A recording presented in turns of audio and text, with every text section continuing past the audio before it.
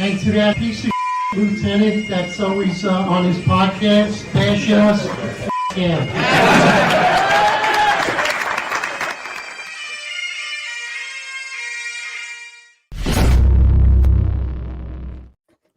Attention to roll call. That's right. Good morning, everybody. 8:05 live Eastern time. And of course, it's your Friday roundtable. We got Donald Trump in the New York City mayoral race. Got a lot of content going on for you. Got a great guest, a great host today for Friday's roundtable, Corey Pegues, former NYPD police commander, who was also a guest on New York's finest retired Unfiltered Podcast. And of course, Marlon and John. Good morning, everybody. Got a lot of content. We're talking about what's going on in New York City, the NYPD. We even have a serial masturbator in the NYPD. We'll get into that also. Alleged, of course. It's a rumor. But some of these rumors seem to come true quite often. So, John, let's kick it off, brother. Good morning. Yeah, Eric's going to be talking about his stamina. We're going to see how much stamina the guy had in the Penn Station. I don't know if it's going to last 3 hours with the show. So New York City mayoral race. Trump's getting involved, right? We keep hearing rumors that he's asking Eric Adams to bow out and offering him a job. He's allegedly offering Curtis Sliwa a job. Curtis Sliwa came out and said, nobody offered me a job and I ain't going anywhere. And now even as far as a lot of people are coming out telling Eric Adams to get out of the race. So I think it's pretty interesting. It's starting to heat up now. A lot of things are changing. So a couple of things I don't know that Eric Adams gets out of the race. It would shock me if he did. It looks like that the big money is really getting behind. They're all starting to swing either towards Cuomo or Sliwa. And in some areas with the Democrats, they're solidifying around Mondami. So, I mean, the race is heating up. Curious what all you guys' thoughts are on this. Is it just rumors? Does Adams step down, go take a job with Trump's White House? Does he stay in the race? And if so, how does this play out? Like, how is this mayoral race going to play out? Are we going to see a four-way finish to the end? Yeah. You want to go first, Corey? Since go ahead, Marlon. All right. Morning, guys. Anyway, I'm a freaking hand. I fell off a bike, so I don't want no rumors that I got beat up all over the internet. Is there a new tattoo under there? I saw your video, Corey. I believe it. John, you saw the video, right? Oh, the video. Yeah, it's cracking up. Yeah. Well, it doesn't matter, Corey. They're still going to be pissed off that you're probably headed here, you know? We're going a full week, guys, of pissing everybody off, okay? So good morning to everyone. Good morning, chat. Good morning to those of you at 1PP who are watching right now and who are furious. Okay. Yeah, it's been a great week. I think we had a lot of good stuff on the various channels on Finest Unfiltered. On the onset of what John, the question John posed, I said a couple months ago that as we get to 2 months out from the election, that the desperation is going to start showing, because again, there are lots of money behind Eric Adams, and lots of money hoping that Eric Adams gets back into office, so they could get their casinos going for one. And I think as we're now in September, that's going to become more obvious. And I think that's exactly what we saw with these rumors. It's the people with money, and not coincidentally, in the article I read, I believe it was in the City, maybe, John Catsimatidis is mentioned there. Okay, one of those power brokers in the city of New York who, has a lot of influence when it comes to money and power. So I think stay tuned, because we're probably going to hear more rumors trying to shape the election one way or the other as things go on. And like I said, still got 2 months to go, and I think a lot of things could change before that. Yeah, good stuff, Juan. So let me give y'all another angle. The more I was thinking about this, John, Marlon, Eric, I thought about this the other day. I've known Eric Adams for over 35 years. I know he has an ego, right? He has a big ego. We all have egos, but his ego is a little probably bigger than all of us. So I thought about, think about this, y'all. Eric has never lost a race. Remember when he was state senator? He ran unopposed. He won. He ran for Brooklyn Borough president. He ran unopposed. He won the Democratic nomination, with that whole ranked choice voting. He's never lost. He did the deal with Trump because he didn't want to lose. He was going to jail. Everybody knows if you read the indictment, and they was coming with more down the pipe before the DOJ gave him the lifeline.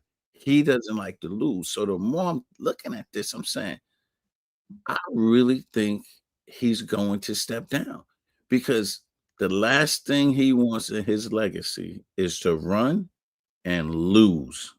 That's just my thought, just on him personally and giving a little bit of background on his history on how this went down. I think that's an awesome assessment. I mean, Eric for a long time, and I think kind of solidifies what I've been saying is that Eric Adams is like a Norwegian rat and he survives everything. And he's won every fight in his life. Every time he goes to the podium, every time he has a debate or a battle, he's won. So it's almost like, I'm a big avid fan for boxing a long time myself. And what they say often is to build someone's record, you put them in the ring with tomato cans. People easily go down. And for the most part, if you look at Eric Adams' record, he's been put against tomato cans, and it's been easy for him. It's been an easy win, in my opinion. So with these swirling rumors that have been going around, the rumors are that supposedly Trump offered Eric Adams a job. Supposedly Eric Adams is going to step down. And if we look at his track record, looking back at his entire career, and especially looking at his career through his indictment, he never stepped down. And I always say, because he's like a Norwegian rat and he could survive anything. I don't see him stepping down. Even though he may lose, I still believe Eric Adams will come out. If he loses, he'll still say he won because he had all these contributing factors on his back. And he'll say, you know what, right? Because Eric Adams can tell you the sky is green. And you're going to say, wait, it's blue. No, I'll tell you why. He's going to say he still won because he had to go through all these indictments. They tore down his administration. They tore down his people. And I believe that he won't drop out, in my opinion. And I think he'll call himself a winner. I don't know, man. To me, it would be hard for me to imagine him dropping out. I know Corey knows him a lot better, but I don't think I get his first two races he runs unopposed, but in his mayoral campaign, he had a tough road to win that Democratic primary. He had a tough road to become the mayor in New York City. He was going up against Andrew Yang, who was coming off a presidential run. President Yang had a lot of hype behind him. Yang was the heavy favorite. As far as I was concerned back then, when that race was going on, I'm like, Andrew Yang's going to be the next mayor. I didn't think Eric Adams had a shot. And Garcia, she polled good too. And then Catherine Garcia as well. So then when it gets down to it, then she gives him good opposition towards the end of it, right? So and people actually, a lot of people thought. I was just talking about just in the Democratic primary, but then Catherine Garcia, she actually, that wasn't an easy race, dude. It wasn't an easy race. And he came out on top. I mean, granted, it was ranked choice voting. I think it was the first set of elections, but whatever. My point is, I counted him out there. I counted him out when he was indicted. I was like, that's it. It's over. Every person in his administration has fell. He's the last person to fall. I mean, if you look at his administration from the start, you look at all his top mayoral aides, they all resigned. You look at 4 police commissioners. I mean, we went through top chiefs like we were changing shirts on during the week. It was insane what we saw. And I'm like, he's done. There's no way he survives this. And he's like, I'm not stepping down. I'm not going anywhere. I clipped out that part where he said, all you Negroes are asking me to step down. God forgive me. God forgive you guys. And then that thing went totally viral. And I was like, wow, I got to give it to him. He's got brass balls. So I don't know that. I don't know. I hear what you're saying, Corey, and it makes sense to me. I just don't think I could picture it. I just can't picture him leaving after seeing everything that he's went through. And just before you go, Marlon, this is a video of him yesterday. This is Katie Honan asking him about Trump's appointment with the HUD. This is him. Mayor Adams, do you want to talk more if you have been offered a job at the Trump administration? Have you spoken to anyone from not just the administration or orbit? I'm going to say this. Yeah. I'm surprised of how the standards of reporting in the New York Times has dropped so much. I've never asked for a job with HUD.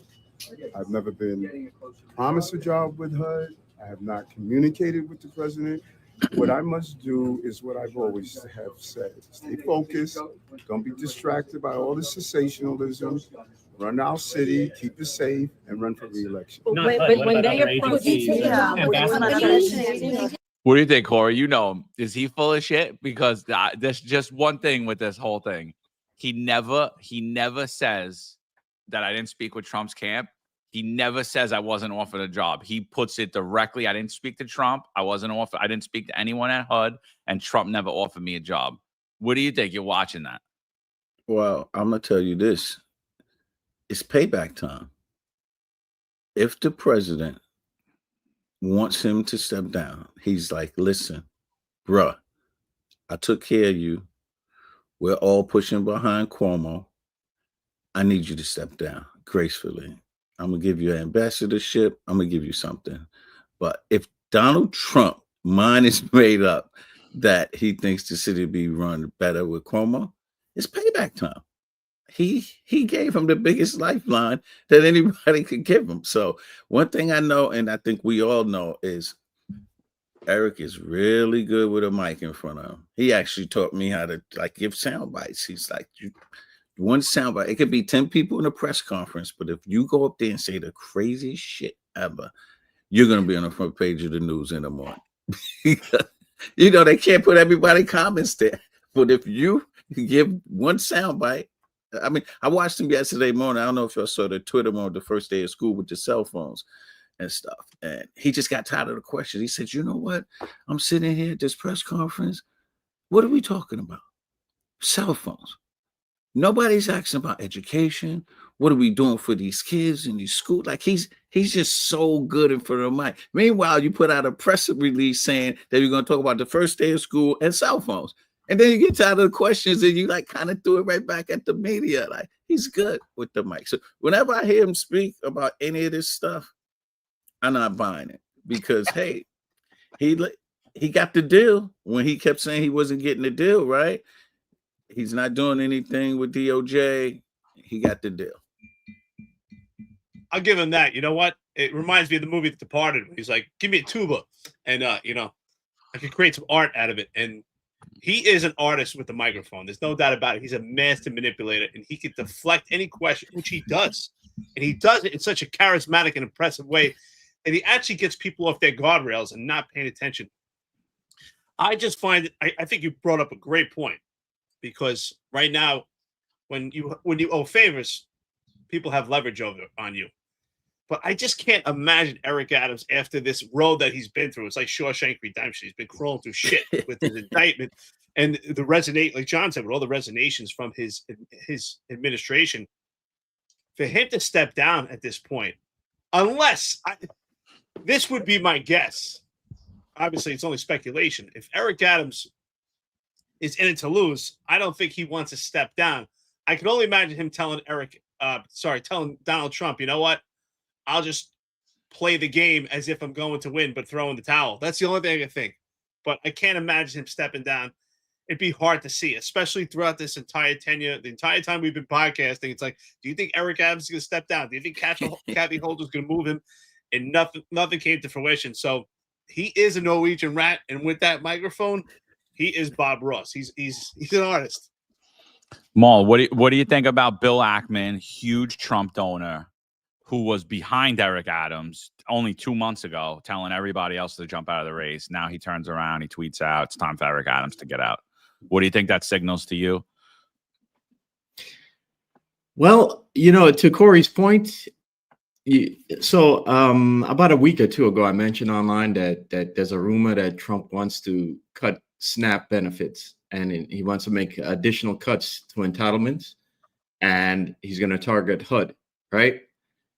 So to Corey's point, I think there's a good possibility that since Bill Ackman, who is a very powerful guy on Wall Street, is now urging Adams to step out, that Eric does join HUD, and because he's so great on the mic, that Trump uses him to kind of talk to the Black community when Trump goes to take away those entitlements and looks to put limits on SNAP benefits. And so we've talked about it in the past how a lot of the Wall Street guys, a lot of the influence that Wall Street has over Trump, you look at the guys in his administration, like Scott Bessent and Howard Lutnick, and they're both big name, big time Wall Street guys. So the fact that Aikman is now talking about that leads me to kind of think that maybe those power players behind Trump are kind of trying to push him to make a decision one way or the other. And I think, considering that he already said it's already rumored that those SNAP cuts are coming, and a lot of people, especially in the Black community, are not going to be happy when those cuts come, especially considering inflation is what it is now. And, there's a lot of people have lost jobs.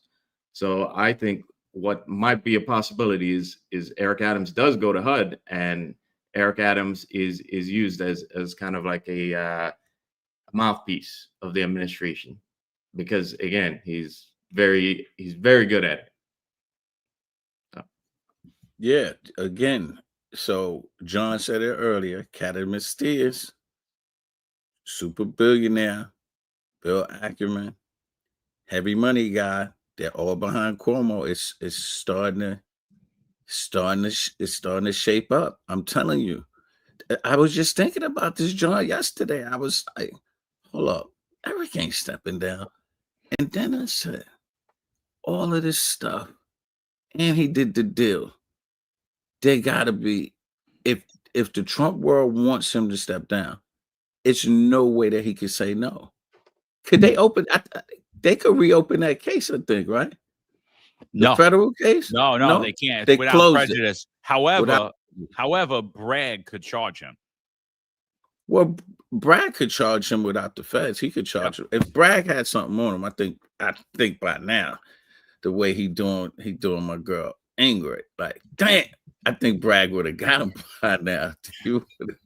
Remember, I don't talk about Ingrid. I can't talk about you Ingrid. brought her up. You brought her up. That's You my opened the sister. door. I can't talk about her.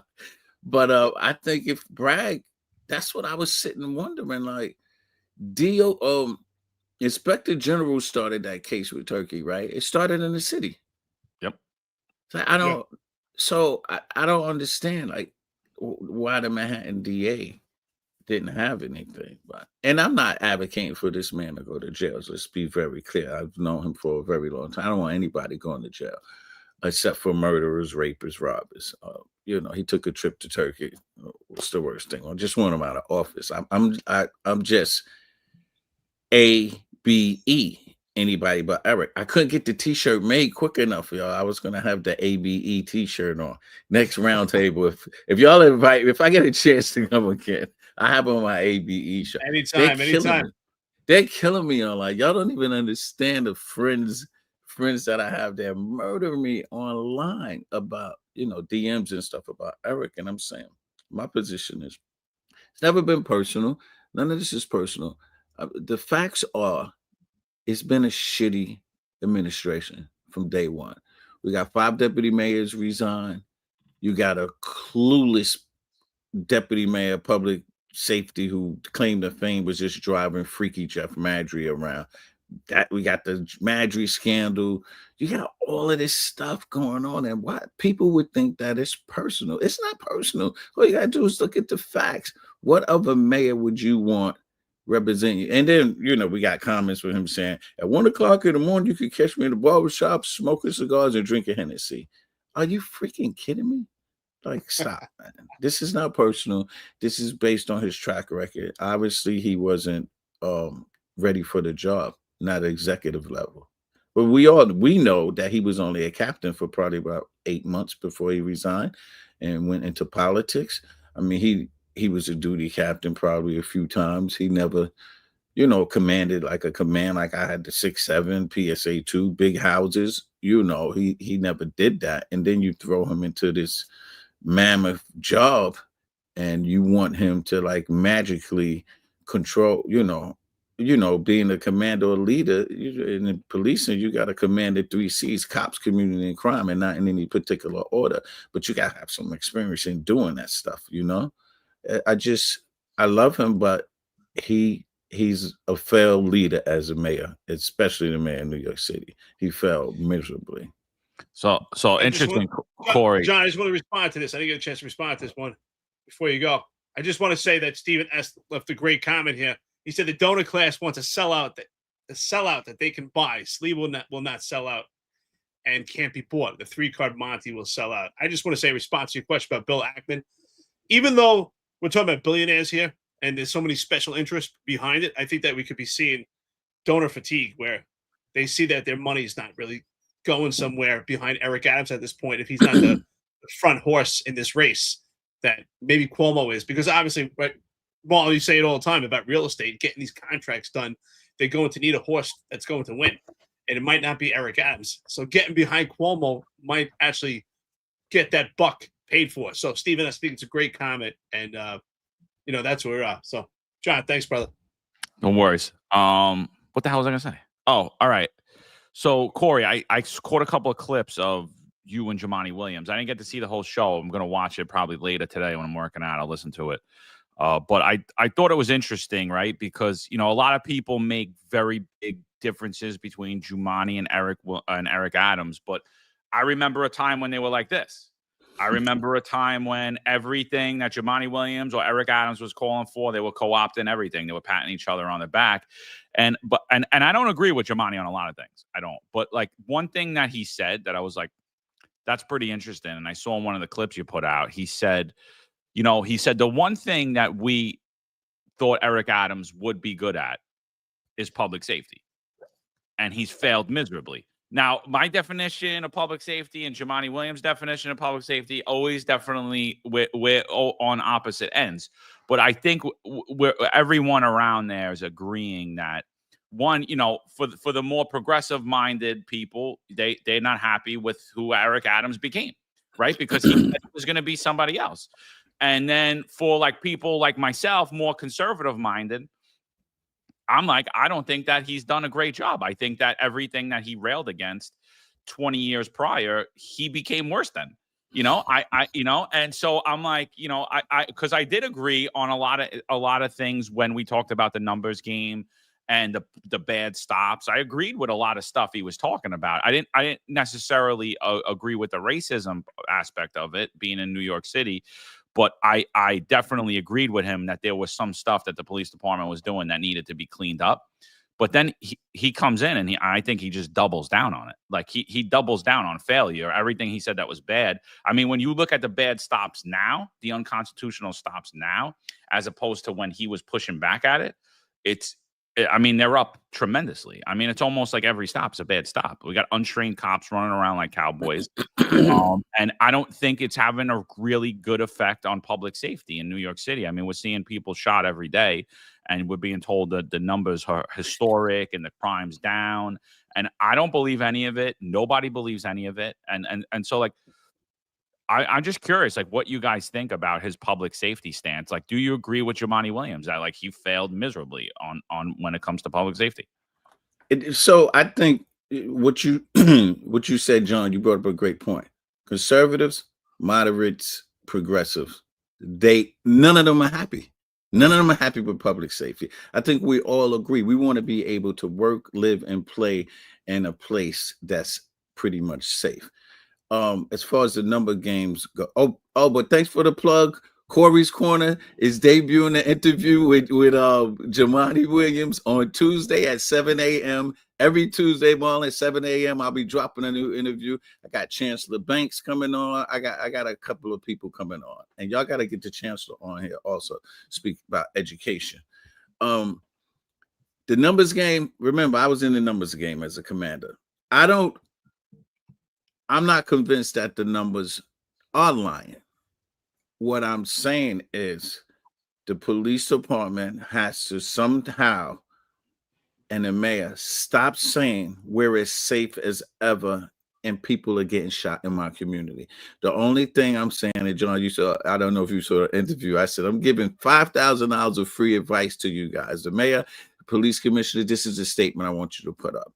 Since my tenure, we've had a tremendous amount of, leverage in violent crime. However, due to recent facts with all of these shootings, we still have a long way to go to make sure every citizen feels safe where they work, live, and play. Easy, simple statement. Stop going out there saying we're as safe as we've ever been. You got 11 people shot in a club.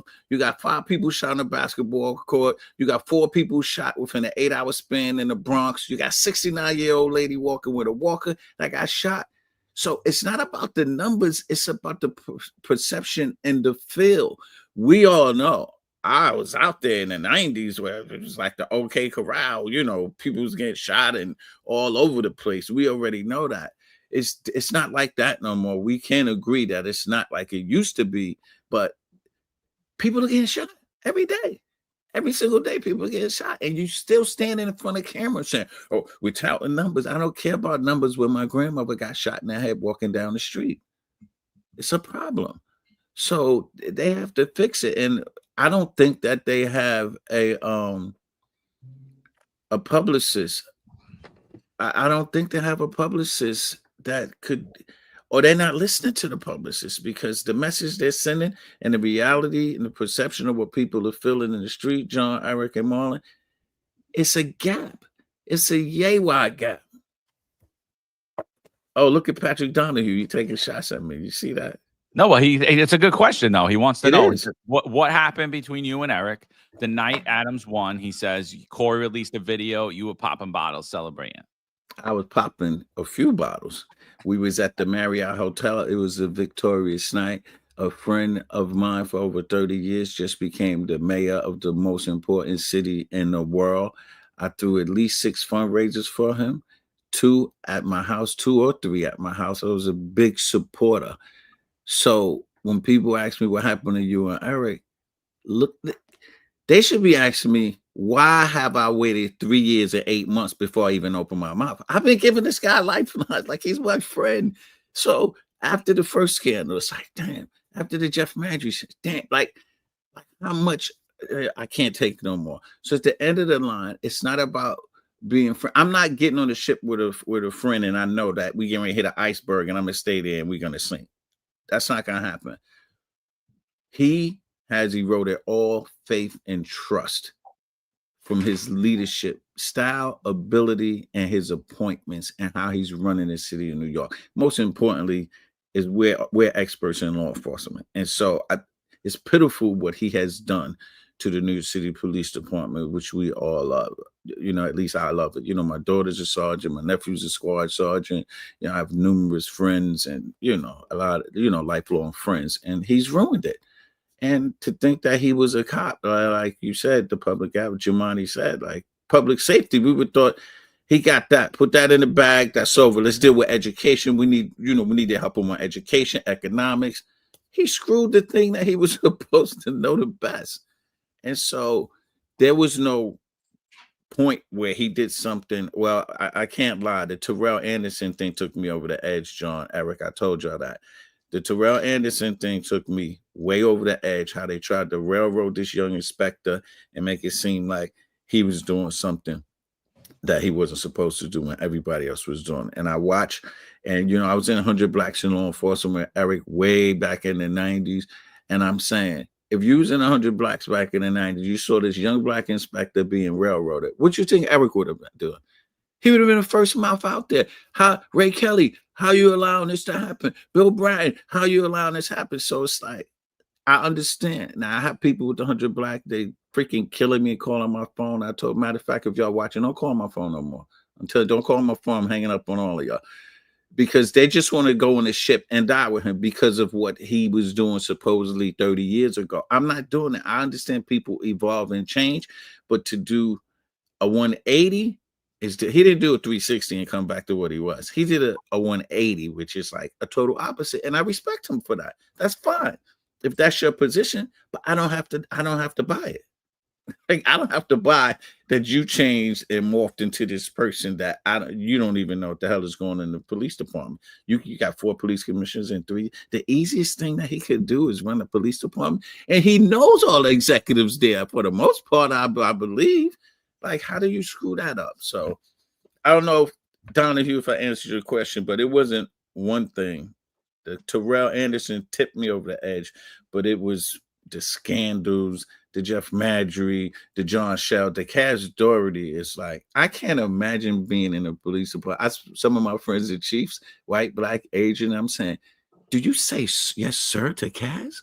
And I'm saying, if I was in the police department, they would have had to fire me. It's no way in the world I'm saying yes, sir, to that bozo. There's Corey, no way, Eric. You know what's interesting about that, Corey? Is they were saying yes, sir. I remember John and myself way before, and I got to give credit to John because I think even John brought it up to me before he was promoted by Rocket Fuel when he was a detective. John, remember? They were saying yes, sir, back then.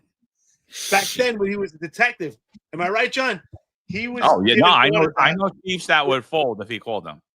It's insane. I don't want to put any names out there, but I'm asking. I'm asking 2 and 3 stars. Like, you saying yes, sir, to this guy? Are you freaking kidding me? They would have to just tell me resign. It's no way, and I slapped the shit out of him on the way out the door. You know what? Listen, I got to give you credit, Corey, because in the public eye, it's a brave thing to say, hey, this is my friend for over 30 years. And it's not easy to give a public opinion that's not in a positive light about your own friend. So I give you a lot of credit because it's an honest assessment. And it's crazy, right? Because John, Marlon, we talk about it all the time, do we not? Like, who would have thought that sometimes we agree with some of these wackos on the left? Maybe we don't agree of how you get from A to B, but we have to agree with Jumaane Williams that his public safety plan is off. And so what does that solidify? It solidifies how important it is to be a good leader. And a good leader is not necessarily knowing every aspect, but knowing who to put in the right positions that could do the job. And that's where Eric Adams failed. Eric Adams failed because, yes, he worked in the police department, but everyone works in different facets. Just because you're a police officer doesn't mean that you could implement a good public safety plan. What was your technicality? You mentioned it. What did you do while you were on the job? Yes, he held those titles, but what were his billets? And his billets were never that of leadership in a commanding role. He was a captain, but he was not a commanding officer. He was a lieutenant, but not a special operations lieutenant. So what did you do in that rank? So it falls short. So if he was able to remove the ego aside and not put his friends and cronies, he could have put people in place that could implement a good plan. That's where leadership falls short, in my opinion. So I have to give you credit for giving an honest assessment. I don't think anyone can hold that against you. You're being honest. He's your friend. It's not easy to come out and say, they're killing me, Eric. They're killing me. But you know what? I don't.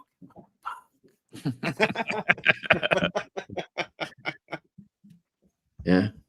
You know, I always say that I think Eric Adams failed as mayor like within the first month and a half, you know, because his damn Marlon, the first month.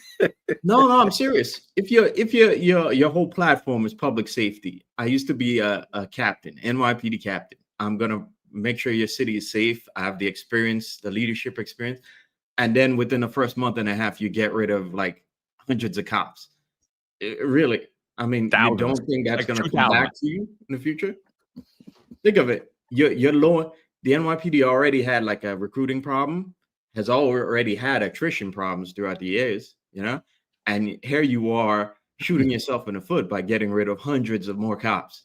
You don't think that like the crime, that when crime starts to spike, and which it always does around the summertime, we all know that, you know, and in the face of all these other problems that you have, you don't think that having an extra cop in commands is going to be beneficial to you? I just don't understand like why you shoot yourself in the foot. But then again, when Eric Adams came in there, like the Eric Adams we see now is totally different from that Eric Adams back then. Not just in policy, but looking at demeanor. He's a lot more serious now than he was back then, because back then he was clubbing, and he was clubbing every night, and like, you know, his whole swagger man persona was everywhere, you know. Instead of him getting down to business and realizing that just because you became mayor doesn't mean that like the game was over. In fact, the game was just starting, because you have a legacy to protect and you have a job to do as the mayor. And I just think he thought the like he had already crossed the finish line when he became mayor. And again, your whole platform is public safety. So you'd have think number one priority would have been, let me get the crime down, let me stabilize the city, and then we'll go from there. Because if I fail on the other things, at least my platform, well, I accomplished my platform, which was public safety. But even that, you know, he didn't accomplish that. So what else does he have? No, yeah, I totally agree. I was going on Fox News saying, no, he could turn the city around. He could do it. He could do this. He could do that. And you know, he's a cop. I'm giving him kudos. And the next thing I know, he's telling me to screw off. He fires Marlon and thousands of cops like us. And I'm like, what the hell is this dude doing? First, you say you're about diversity in the department, and who are you going after the most? You're going after black and brown cops. That's what you're going after. You're going after single mothers.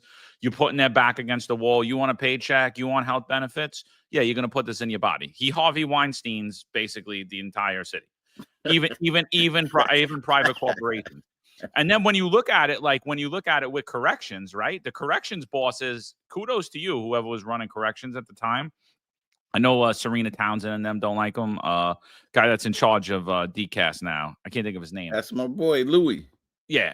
So he tells him, we can't lose anybody, dude. You can't do this in corrections. So corrections, even though they're a city agency, nobody gets fired from corrections for not taking from the COVID thing. They was exempt. They weren't exempt. They just never enforced it. Wow. So they just never enforced it because he knew, like the leadership at the time was like, yeah, we can't do it. Like, we won't be able to operate. We're already struggling now, right? And what are you going to do? You're going to fire all these black and brown people. And so he backs off and he never enforces it, but he forces it in the New York City Police Department, which honestly, you get worse press when it comes to the police department than you do in corrections. So if you really believed in what you were doing, you wouldn't have cared. You wouldn't have played politics. You would have just went across the board. And so right off the bat, I agree with you. I was saying, I think he's a horrible mayor. I think he destroyed the city. I think he chased out businesses. He chased out residents. I lay it right on his feet. But to be fair, now it's 3 years later. That's one thing. All right. We disagree just because it's all policy. You know, just because we disagree on one policy doesn't mean that you're a terrible mayor or anything, right? People disagree. It's a normal part of life. But I think he failed when it related to COVID hardcore. Then I think he really fails on the migrant crisis. And when I look back on everything, I'm saying Bill de Blasio had a better first 4 years, like a much better first 4 years. And even Bill de Blasio, when he was up for re-election, I'm like, there's no way this guy wins re-election. He's had the worst mayoralship of any mayor in my lifetime. And now I don't think that's the case anymore. I think he had the second worst mayor, the second. I personally believe that Bill de Blasio's first term, like, trumps Eric Adams by a million. I think he had a much better mayoralship. I think the city was better. I think the NYPD was in a better place. I think public safety was in a better place. Business was in a better place. Public health was in a better place. Homelessness, like everything, shootings, everything. Well, you know, the police department, he had Bill Bratton, so there was no way that, you know, he was going to tarnish his legacy, Bill Bratton, you know, so.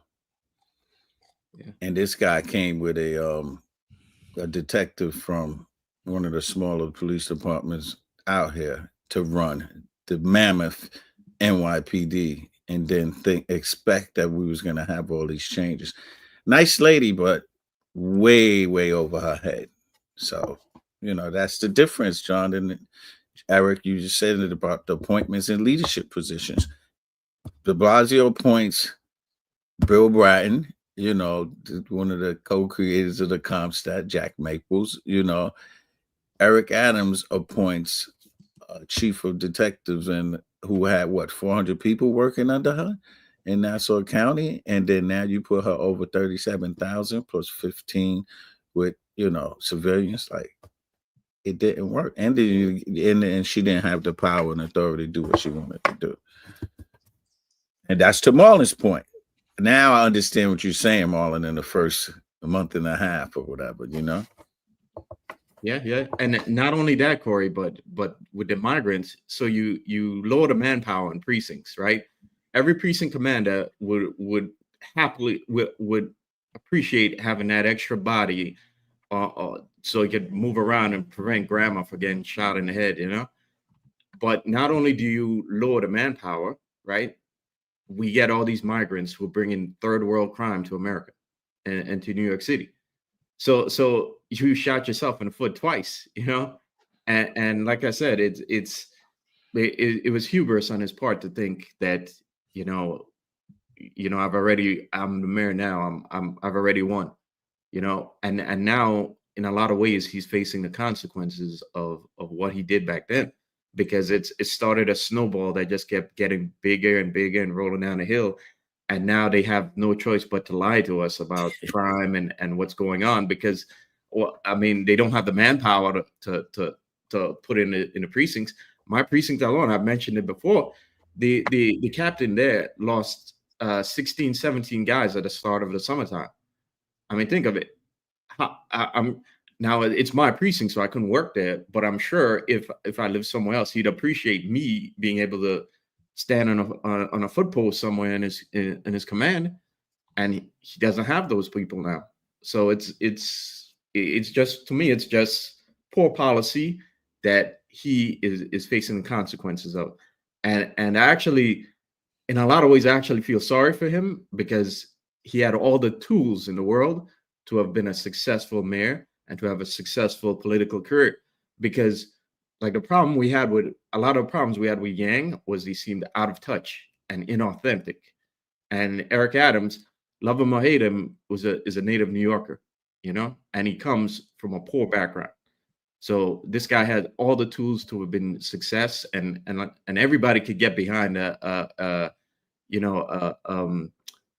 hero's journey. You come from poverty, you go through the ranks, you're a politician. So he had all the tools to be a successful mayor, and he shot himself in the foot. Marlon, I think that you bring up some awesome points, and same thing to Corey and John, of course, when we talk about public safety and Eric Adams. And especially, I think what's interesting, Marlon, is you bring up his first month. And I found it ironic that in his first month that we saw two parallels that had a dichotomy amongst them as far as his public safety plan. It was not focused on crime. It was focused on image. And at the same time, those two parallels were actually in opposition to each other. One parallel was pushing DEI without saying DEI, but we're going to have this image where we're going to change the image of the police department, while simultaneously with the COVID vaccine mandate, pushing out those same people that kept the police department diverse, pushing out Black and brown police officers that were part of that supposed image problem. And we replaced them with police officers that had no business being in the profession. We see people that are meek, timid, and docile, and we see this push of image instead of having quality. And now we see the image is such a problem right now. We see overweight police officers. We see police officers that are meek, they're timid, they back away from doing their job. We saw some videos that surfaced at the West Indian Parade in Juve where the police officers just look disheveled. They look unsure. They lack confidence. They lack competence. And that's the image that we have now. So instead of changing that image to a better quality, we now have a product that just can't do the job in the same effectiveness. To the point, I feel sorry for some of the commanding officers throughout the city, because you're only as good as your weakest link. And now they're dealt with these cards and this image, and they don't have a product that could actually do the job. So at the same time, Marlon, I think you're 100% right. Initially, on the onset and the inception of his tenure as mayor, we saw the failures immediately. Yeah. And just a bunch of people in here saying that the case can be reopened on Eric Adams. Again, most of you guys have a less than a 2-week memory. So what happened was they tried to dismiss the case without prejudice against Eric Adams. They went to court and said that's absolutely ridiculous because the DOJ is hanging this case over Eric Adams' head. If you're going to drop the charges on him, or else you're going to be able to manipulate him because now he's basically like your informant. If you don't do this, we're going to lock you up. So Judge Dale ruled on April 2nd that they were dropping the case with prejudice, meaning they cannot reopen that case. So thank you guys for all being wrong. Appreciate it. You guys can look that up. You could thank me later. But so here's the thing, right? Like, so now Trump's weighing in on the mayoral race. If you're running for mayor in New York City, do you want Trump on your side? Seriously. Like, if you are the Republican GOP, like if I was the if I was the GOP candidate, I don't want Trump's endorsement in New York City. Please stay out of it. Let me do this. If I'm Cuomo, I don't want Trump's endorsement either. I might want Bill Ackman's money. I might want Trump's big donors, but I don't necessarily want Trump coming out swinging in New York City with the voters. I mean, he's not really a favorite amongst New York City voters. And we've seen that even though he did better in the past presidential election, he still didn't do great. I mean, like, he didn't do great. It wasn't like, oh my God, New York City loves Donald Trump. The voters in New York City don't really take to him well.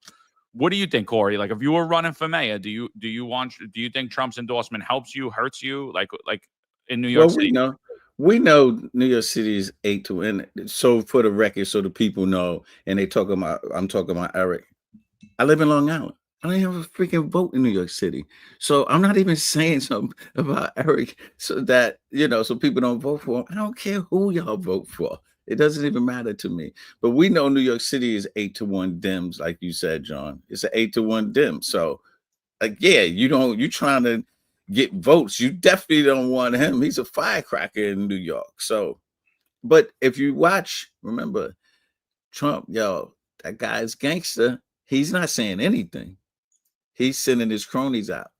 Ackerman, Catamistides, he's just sending all his boys. I don't think he would. Trump is cool, man. He'll say something slick like, I don't know. I think Cuomo would be good for New York City. I don't know. Let the voters decide. Like he'll just say, but he won't outright say anything. When was this? Trump to city drop out? He didn't really say that, though. I know. I was going to say, John, can we get that clip? No. It's the media putting that out there, but he's not going to. They don't like him in New York City, John. You know that. No, I know. That's what I'm saying. What do you guys think? Do you want Trump's endorsement in New York City if you're running for office? Well, probably not. And that's probably why he hasn't really come out and said it. And like, as Corey's noted that, he sent out his associates to do the dirty work, I think, remember, New York City is a very blue town. So I think that wouldn't exactly help him. Yeah. John, that's a great question. I never thought about that. Like, what would be the implications if Trump had an actual endorsement? That's a great question. Normally I would say it would be in complete opposition. But now, because things are so upside down and Mamdani is the front runner, and then people are just so unsure right now because it's just a chaotic election in comparison to other elections. Like you spoke earlier, John, on the roadmap that Eric Adams had with last election. But I think you might agree this election is far different than that last election. It's so chaotic at this point. I think that Trump's endorsement might actually help just get people charged to find one candidate, because right now it's split all over the place. I'm not necessarily saying that it would benefit, but I think at this point, though, they might actually say, oh, whoever Trump endorses, we're going to pick the other person. So, and that's my only point. I don't think they'll go behind it, but it might actually help direct to actually find one person. And Corey, to your point, the fact that he's kind of silent and he has his people going around kind of makes you think, who does he really want to actually win? I can tell you that's pretty obvious that they're not pushing for Sliwa and even Sliwa's people, and that's the shame behind it, at least. And it appears they're trying to find a way to have Cuomo as the front runner, and it kind of makes me think at this point, was that the entire plan since the beginning? So, John, I think that's a great point, and I never actually thought about it. But normally thinking right, because it's 8-1 with Democrats, but because things are so upside down right now, that may change different opinions. I think I could be wrong, but Well, to your point, Eric, they don't want somebody who's not going to toe the line for corporations, and Curtis Sliwa wouldn't be that guy. So you get good point. I believe Mamdani will be that guy. I don't, like we talked about in the past. His policies aren't that different from Eric Adams, but I think Mamdani, and it's been pointed out, a lot of his donors aren't exactly the people who we think they are. So I think they want guys in the mayor's office who are going to basically going to be they're going to listen to the will of big money and big corporate money and Wall Street. That part, I think you're right. I mean, early on, I think we did John, I think a while back we were talking about this, and could Eric Adams actually win? I think you were saying when it was a 5-man race, like he had absolutely no chance. And I was just saying that, these special interest groups behind it are really pushing all this money, and it just doesn't appear to be democratic anymore, the election race. And at this point, I think you're right, Marlon. Mamdani might toe that line. And I think that's where we're headed. And that's why Sliwa might find himself in opposition. Yeah, so I mean, I was saying that Adams had no support because just looking at the numbers, he couldn't win a Democratic primary. He ran from that. He wouldn't have came in 5th place in that primary. And he couldn't win the Republican primary. He polled. He tried to see if he could win it. He was going to run against as a Republican. And he polled himself, and he was like, oh, boy, I'm going to get killed. So he didn't do it. So he stayed out.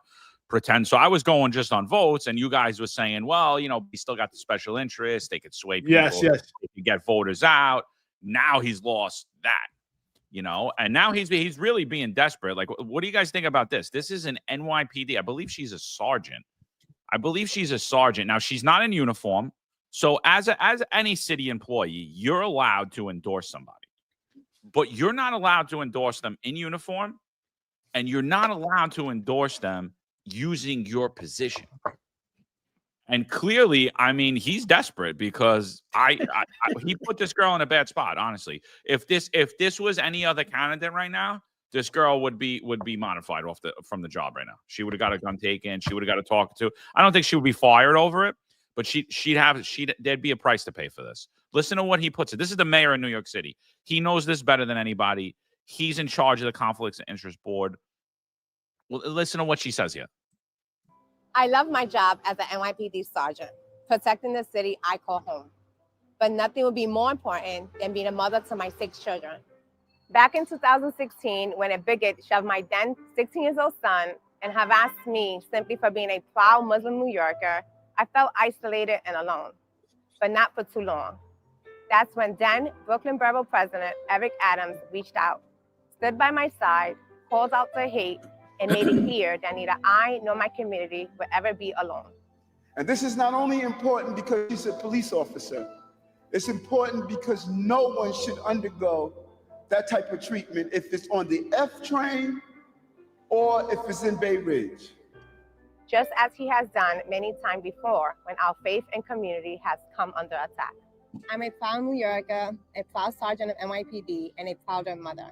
And today, I proudly stand with Mayor Eric Adams as he stood by me, my community, and my family. As long as I am fortunate enough to be your mayor, the New York City Police Department will reflect the rich diversity of our city. I mean, to me, I was annoyed when I seen this because I'm like, he put this girl in a really bad spot, and it's a violation of conflict of interest. It violates the patrol guide. Listen, nothing's going to be done about it because Jessica Tisch is going to put the blinders on. Internal Affairs, they only coming after you if it's for one of the other candidates. But I see the desperation in his campaign by doing that. I'm like, wow, a clear conflict saying that I work for the New York City Police Department and I endorse Eric Adams. Hey, when I saw this, I was like, damn, funny how time changes. Many years ago, I did a speech out in Freeport. I spoke. Y'all probably saw the video circulating out in Freeport. I said that I worked for the NYPD. That got a lot of press. Oh, forget about it. That was actually the fucking interview where Ray Kelly just was like, all right, I'm done with this guy. Like, I was driving around his friends, his billionaires, everything. I had a rocket ship on my back. I did the Freeport thing, and it was a fucking crash landing for some bad advice from somebody that told me to go speak. But whatever, it is what it is. But I said, like, I work in New York City Police Department. Do you know that I was in front of Campese, Chief Campese, like 2 days later? I was not only Campese, I was the CEO of the 6-7. The next day I was in front of Fox. Fox is like, Corey, you can't be out there. I know you're doing your noble thing, but you can't be out there saying that you're in the police department. So I'm like, all right, no harm, no foul. The next day I had to go to Group 1, Internal Fit, and like Campese himself, the chief, I got reamed for that. I don't think they gave me a CD. They didn't give me charges, but like John said, like I got the notification to come see the chief of internal affairs. Like, don't let this happen again. And you were a bigwig, dude. If you were just a regular cop or sergeant, you'd had a big problem, dude. Exactly. I mean, I had Ray Kelly on my side, and I still got a reaming. But like you said though, John, no harm, no foul. I mean, who's in charge of the police department? The mayor. So if they try to do something to her, he's like, no, like this is my campaign. But look at the different rules for different folk. So what should happen is all our cop friends, we should all ask them to go do interviews and identify themselves and make endorsements and see what happens. Where's Eric Sanders at? I gotta call Eric. We gotta call Eric, tell Eric to get all his clients to go do an interview and say, hey, I'm a New York City lieutenant or whatever. I'm endorsing Mandami. I'm endorsing Cuomo. I'm endorsing, and we'll see where see how it starts falling. We absolutely should. I mean, I totally agree. When I watched that, I was like, what the hell is this? This is I couldn't believe it. I know cops that got in trouble on a picture that they didn't even know what the hell it was. They just took a picture with a guy and then he used it as his flyer, and they're sitting there like idiots. They didn't know. The guy's like, hey, let's take a picture. And then he uses it for his campaign and they got in trouble for it. They're like, I didn't know he was used. I wasn't endorsing it. He just said, let's take a picture. I said, okay. And they're sitting there like You know what's interesting, right? Because Corey, the backlash that you got for that, and that was just a brief moment of you saying that you work for the police department. But with this was an orchestrated event. This is orchestrated, this is calculated, and it's done on purpose. And I think to John's point, John, you're 100% right. Will there be any ramifications for her? No, but it does put her in a bad spot. Doing that put her in a bad spot with the police department and just the public. Like, hey, you're in uniform and you support blah, blah, blah. This might be something that she has to deal with the public.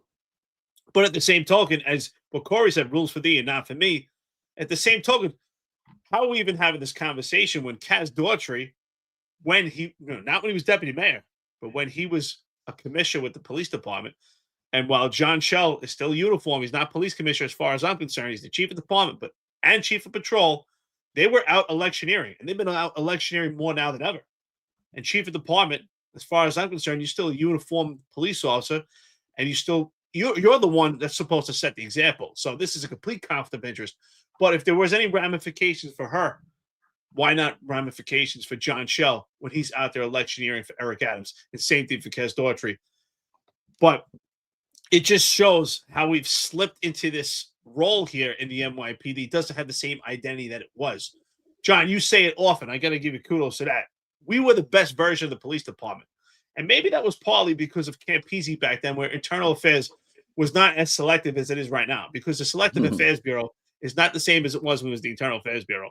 In my opinion, that's what they should be called, the Selective Affairs Bureau. Because, look, Corey, back then, and we say it all the time, Group 1, especially now, is there to protect the upper echelon. but they were actually probing you, which is quite different from what we see right now. Man, I lived in Group 1. I lived in Group 1. Let me tell you. Campini, remember, he's the longest running. What he had, 20-year run, right? He's the longest running commanding officer of internal affairs. He did about almost 20 years. Fun fact. I leave, I write the book. The first day my book come out, well, one of my first trips, I go down to C-SPAN in DC headquarters. I do an interview about the book.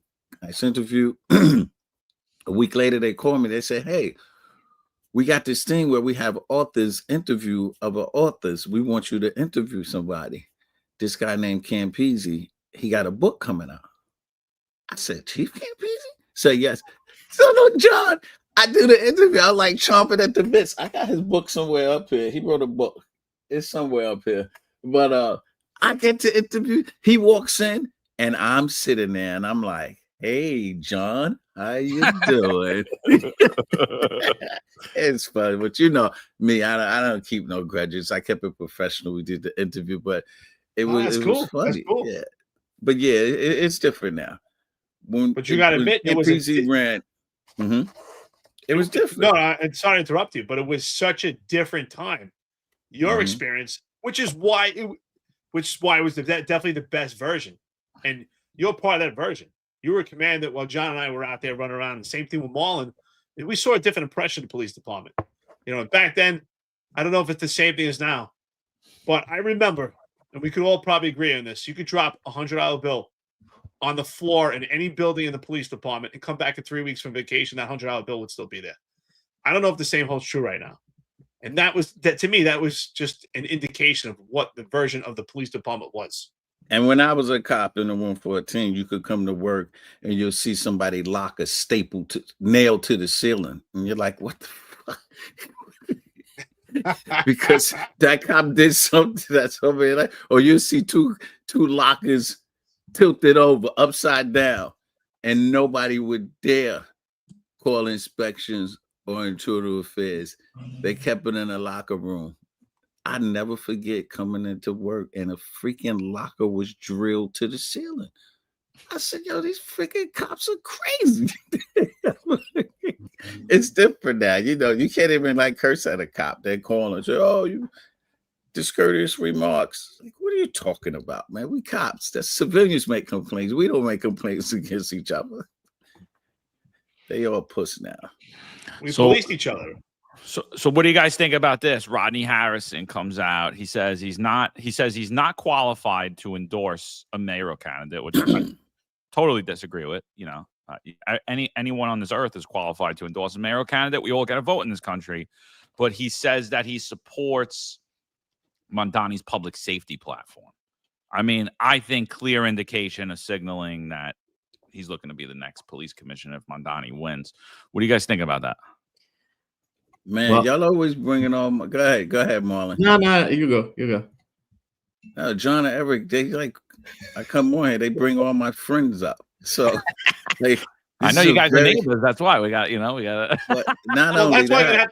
Corey, that's why you're gonna have to do this round table because you're gonna make new friends now. Yeah, I need some new friends. Well, listen, you're gonna be out of friends soon. This is like my brother. My kids call him Uncle Rodney. His kids call me Uncle Corey.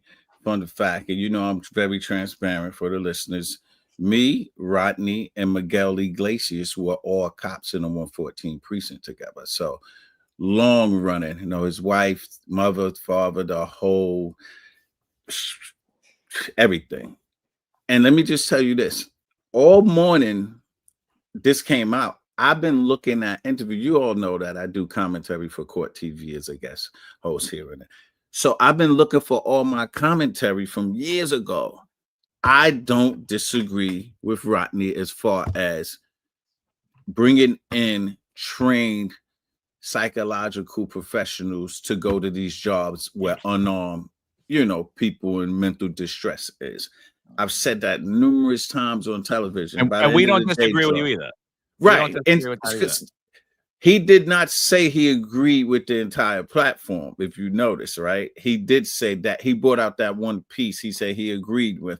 And that's one of the parts of defunding the police people don't get, it's not like taking money away. It's like, hey, why we got cops? Because we always bring up Denver. They got that, program called Cahoots. It's been going on for over 25 years where somebody in mental distress, they send mental health professionals. And ironically, over 25 years, they haven't shot anybody. And if it gets too crazy, they'll call the police, So it's something that happens. It's different municipalities have done that. So I agree with her. I haven't seen Mondami's entire police agenda. Can we get that, John? Has he released that? And that's what I've been waiting to see. It's on his website, and listen, to be fair, I mean, I'll sit there. I was the first person to point it out. I said that Mondani's public safety platform is really Eric Adams' 2021 campaign public safety platform. So I'm not lost on that fact either. You know what I mean? Like, I'm not lost on that fact either, that in 2021, like, I don't think personally, I don't think Mondani, when it comes to public safety, he had an original thought. The thing that's different with Mondani is he says he wants to keep the department at the levels it is now. Eric Adams said he wanted to lower the overall headcount, which is, I think, far worse and far more left than Mondani. Because Eric Adams, even though he doesn't get touted and he spoke out against defund the police, I played it 1,000 times on here, the Hot 97 interview, that he wanted to lower the budget of the NYPD by $600 million to $1 billion and give it to programs like dyslexia screening. So that's the definition of defund the police, is like take money out of the budget and give it elsewhere, right? So he supported defund the police. This kid was tweeting about it. But my thing with this whole thing is this, right? Everyone's going on TV and saying that if Mondani becomes the mayor, everyone's leaving the New York City Police Department. We all spoke about it on here. We're like, that's bull crap. And there's a ton of guys salivating by the phone right now, waiting for him to call to say, will you be my police commissioner? And everyone's like, you guys are crazy. That's not what's going to happen. All the cops are going to leave. And I'm like, nobody's leaving. If New York City elected Adolf Hitler tomorrow, nobody's leaving. And there's going to be a bunch of chiefs sitting by the phone saying, I hope that he calls me, and that's just how I look at it. So, to me, 1,000%.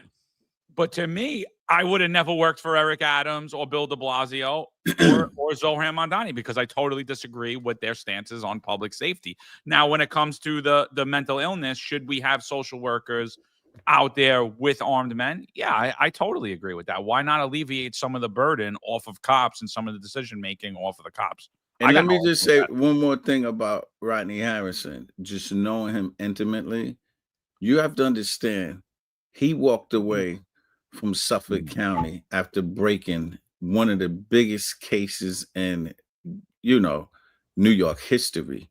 He walked away from that to go spend time with his family. His daughter was a senior at Wake Forest playing basketball, and he wanted to enjoy. You can't get family time back. All right. When he says he has no desire to be the police commissioner of New York City, I totally believe him. He said that? Did he say that?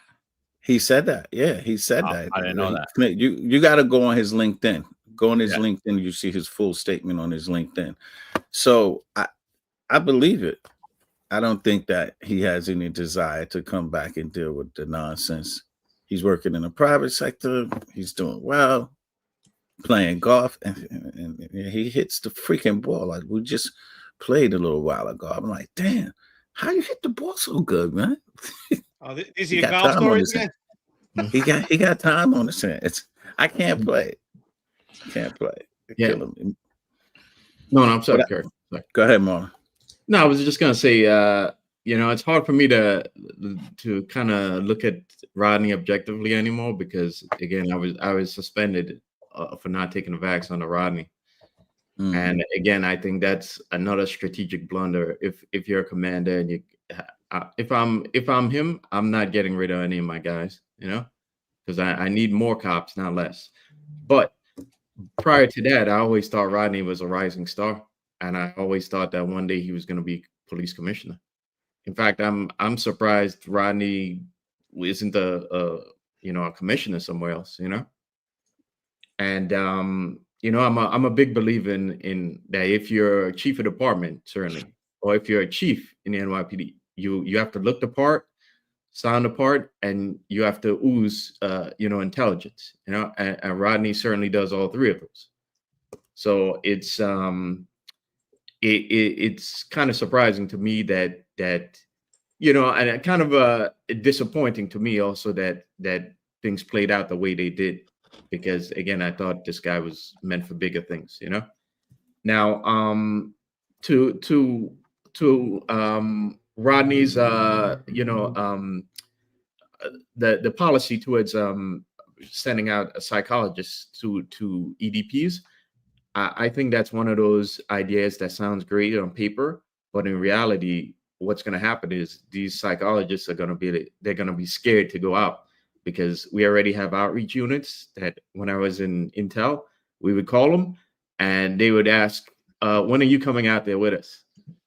So, and so they were unwilling to go out there unless a cop was with them. So, I mean, we can hire as many people as we want, but are we going to hire the equivalent amount of cops to go out there with them? No. What's going to happen is not too dissimilar from what's happening now, which is we have these outreach units and nothing gets done because there's not enough manpower to go out there with them. And, we have other things to do. The whole point of the outreach unit is so that they go there and instead of a cop. And reality is it's not going to happen. So, to Marlon, to your point, I want to say that. So I see this as these teams that are supposed to go out to address conditions of emotionally disturbed persons. It depends on how it's run. So we had a young man on this podcast 2 days ago. He left the police department with 3 years on. His name is Kevin Cruz. And he was part of a team where ultimately the nurse was in charge, where they made a determination on who was a homeless person that should be removed and get services from the city, and who may need help. And now it sounds great on the service level. It sounds like a great idea, but the problem is the police department's role in that was to play bodyguard, and that's not what the police department does. The police department is supposed to be intrusive. So I believe that it should be the other way around. In that team, the nurse should have been there as the supporting role to support the police officer to do their job, rather than to be the point man. I made the decision. I understand that the one's licensed, because ultimately, and I feel based on the conversation we had, the nurse would make the decision because of liability. Because what's the potential liability from the city? So if this was implemented in a way where the psychologist would be in a supportive role of the police, rather than the police being there as bodyguards for psychologists, then I would support it. But with the psychologists being the front runners and the police department just there as bodyguards, to me, I think that exacerbates the situation. And I agree with Marlon that they're not going to respond in the same way. I think the police department should have the first touch and the first interaction. And then once things are settled and calm, we can then use that supportive role.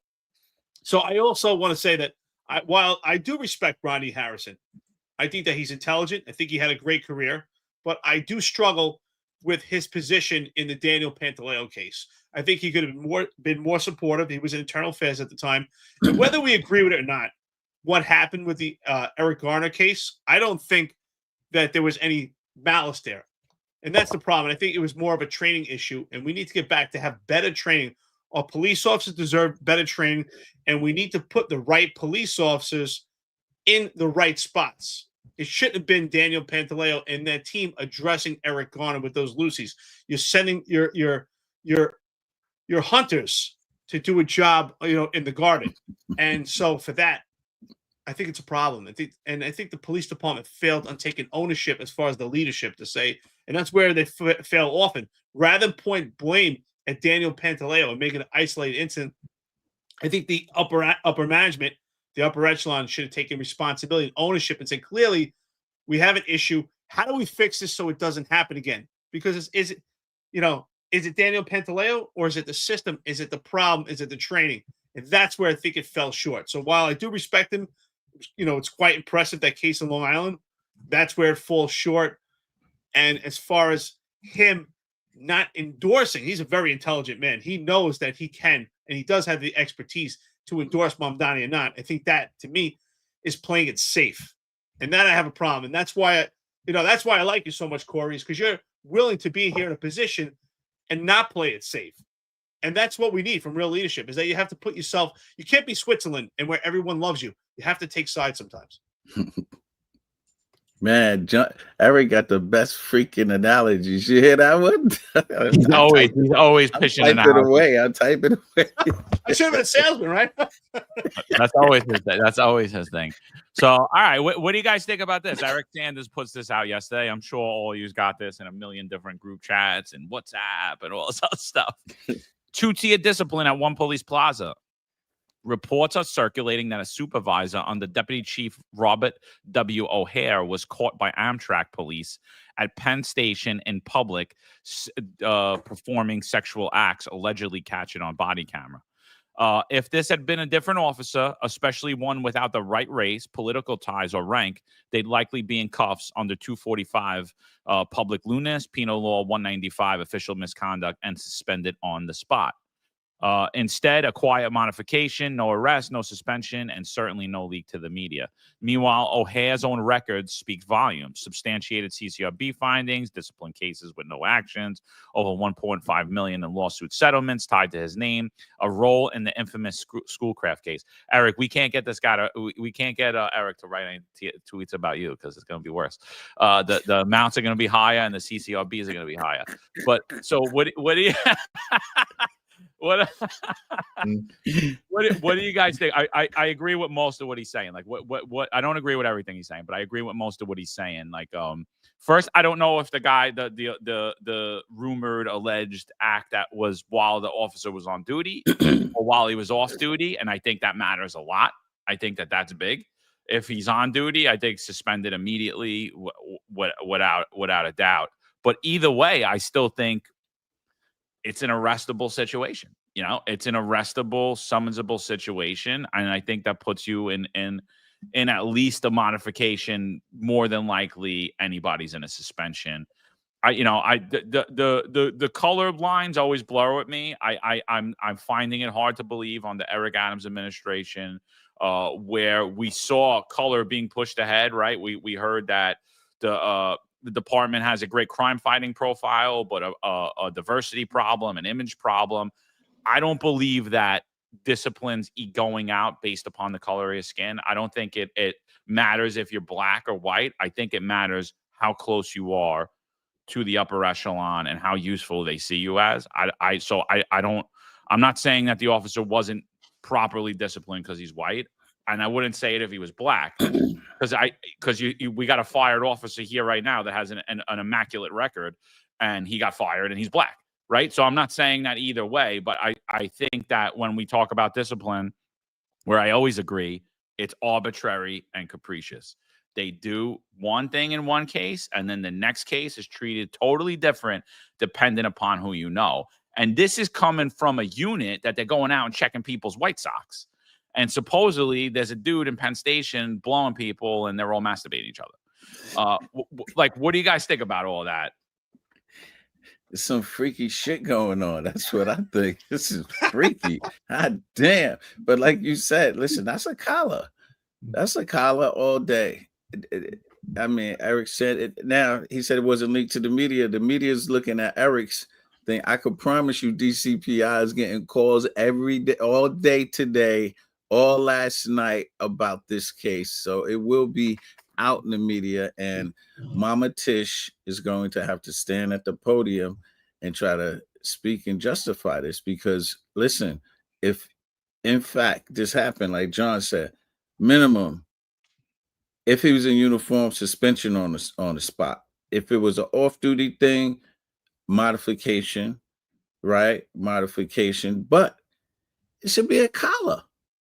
It should definitely be a collar. Like, there's no wiggle room with the arrest. I mean, we arrest cops all the time, DWIs or whatever. You know, cops get arrested. That ain't no, it's nothing new. So I think some heads might roll on this, John. The more that we talk about this, supervisory heads, because there had to be a notification. There's a modification, there's a notification. And that notification, you can't mod without going, it had to be a chief. It had to be a chief to make the modification. We know that, right? So who's the duty chief that night? Who made the call? You got duty captain, duty inspector, and duty chief. It went up the ladder. If there's a modification, it went up the ladder. Yep. And the other question is, did that duty chief or captain get a phone call from John Chuck? Because I believe Robert O'Hare works out of chief of department's office. Oh shit! There we go. Marlon just cracked it. I didn't know that. Yeah. And so now somebody put up online that there was a domestic incident in Staten Island that the job is kind of sending out info to the media about. And I was going to say that that's a distraction because the job doesn't want the media digging deeper and making those connections back to chief of department's office. But this goes back to, Eric Sanders is absolutely right. And this goes back to, what we said before. If you're in that protected class, crony class, and the rules don't matter to you, And if you're one of the blue shirt plebs in the precincts or one of the unfortunate souls down there, then the rules matter to you, You can't go circle jerking in Penn Station, but if you work out at 1PP, yay. But yeah, this is especially considering what we know happened in chief of department's office under a certain chief. Yeah, freaky Madry. Yeah, to hear an incident like this again coming from somebody from chief of department's office, I don't think the job wants the media digging and talking about this. Hey, you get rid of one freak and you put another freak in his position. So, like, come on, what you think is going to happen? It's freak offs all over that chief of department office. Yeah. That's what's happening. You know what? It's interesting, right? Because it's back to what I've been saying it quite often, and it just solidifies it again.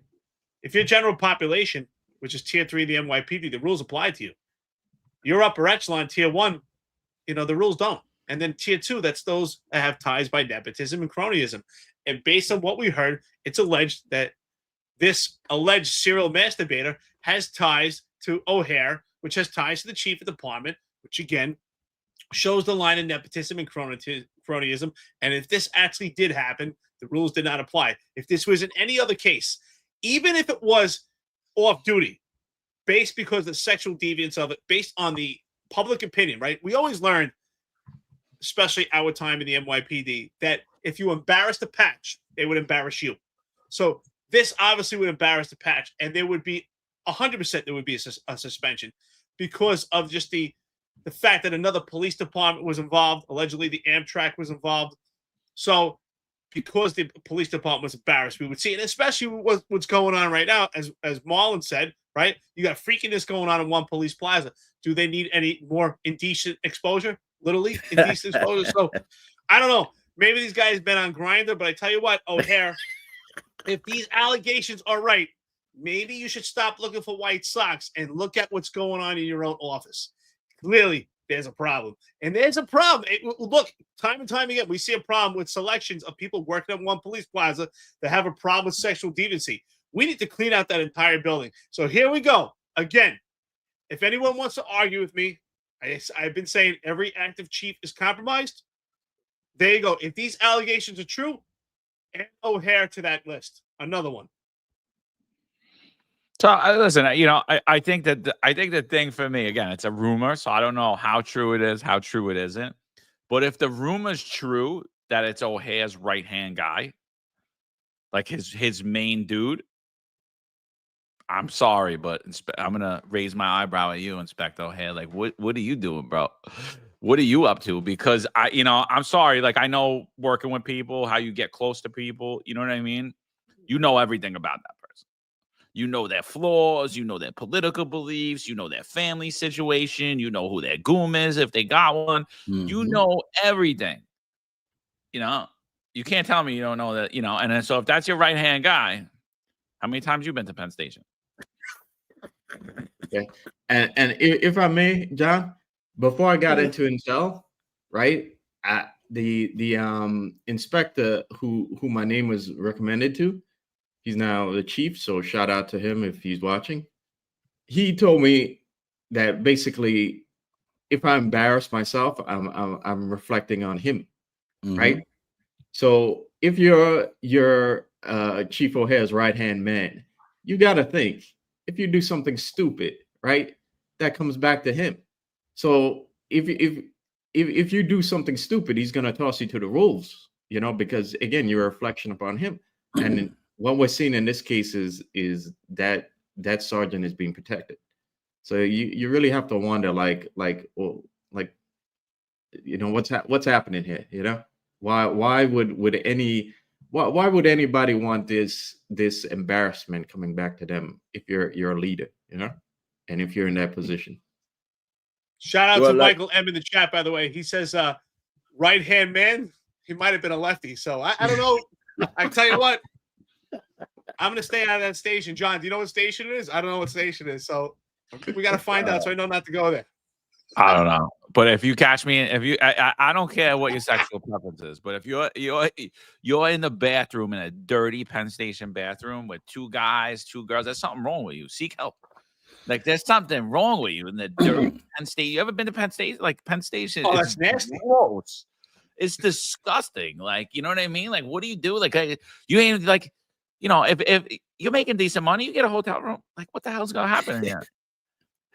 Yeah, just that's why you take need one of those back apps. to You just you put know? a whole- Take him back to Chief of Department's office, like everybody else over there. Dude, I don't even want to. Okay, I I don't think even want to take a piss at Penn Station, let alone Right. have a sexual corral. I mean, that place is terrible. I mean, not only should he get suspended, he should get a wellness check. That should come with it. Like, dude, we need to get you checked out. So- Yeah, but it's the Me Too era, Eric. So you gotta kind of, be. I don't want to be in that part. They not disciplining so much, but to bring it back serious, if in fact this happened, like John said, he should have got the bracelets. That's it. But then John also said that Marlon, they don't want a second sexual scandal coming out of Chief of Department office. I didn't realize he worked under Shell. So that's crazy. So let's see how this plays out. So another rumor, since you spoke the man's name, another rumor, this is about this, and by the way, I don't put this past Shell to put this out there, but the rumor is he's leaving in October, Shell, and his pension is going to be $31,000 a month for 3 quarters. A lot of people allege that it was based upon the time he injured his ankle, which is the photo I showed after there was a certain handle, Frankie Farillo 2024 on Instagram, who had curious statements about every post we were doing. And so kind of got under my skin. I put that photo out. So a lot of people are saying it relates to that over like a decade ago. What do you guys think about $31,000? You think he's gonna send any coffee and donuts over to the Finance Unfiltered while he's sitting home? Listen, he's got about 12 different trolled handles as we speak on right now. You think a couple of them, we could leave a couple of cups of coffee or some donuts here. $31,000 a month. Come on, John Shell, you can leave some money here.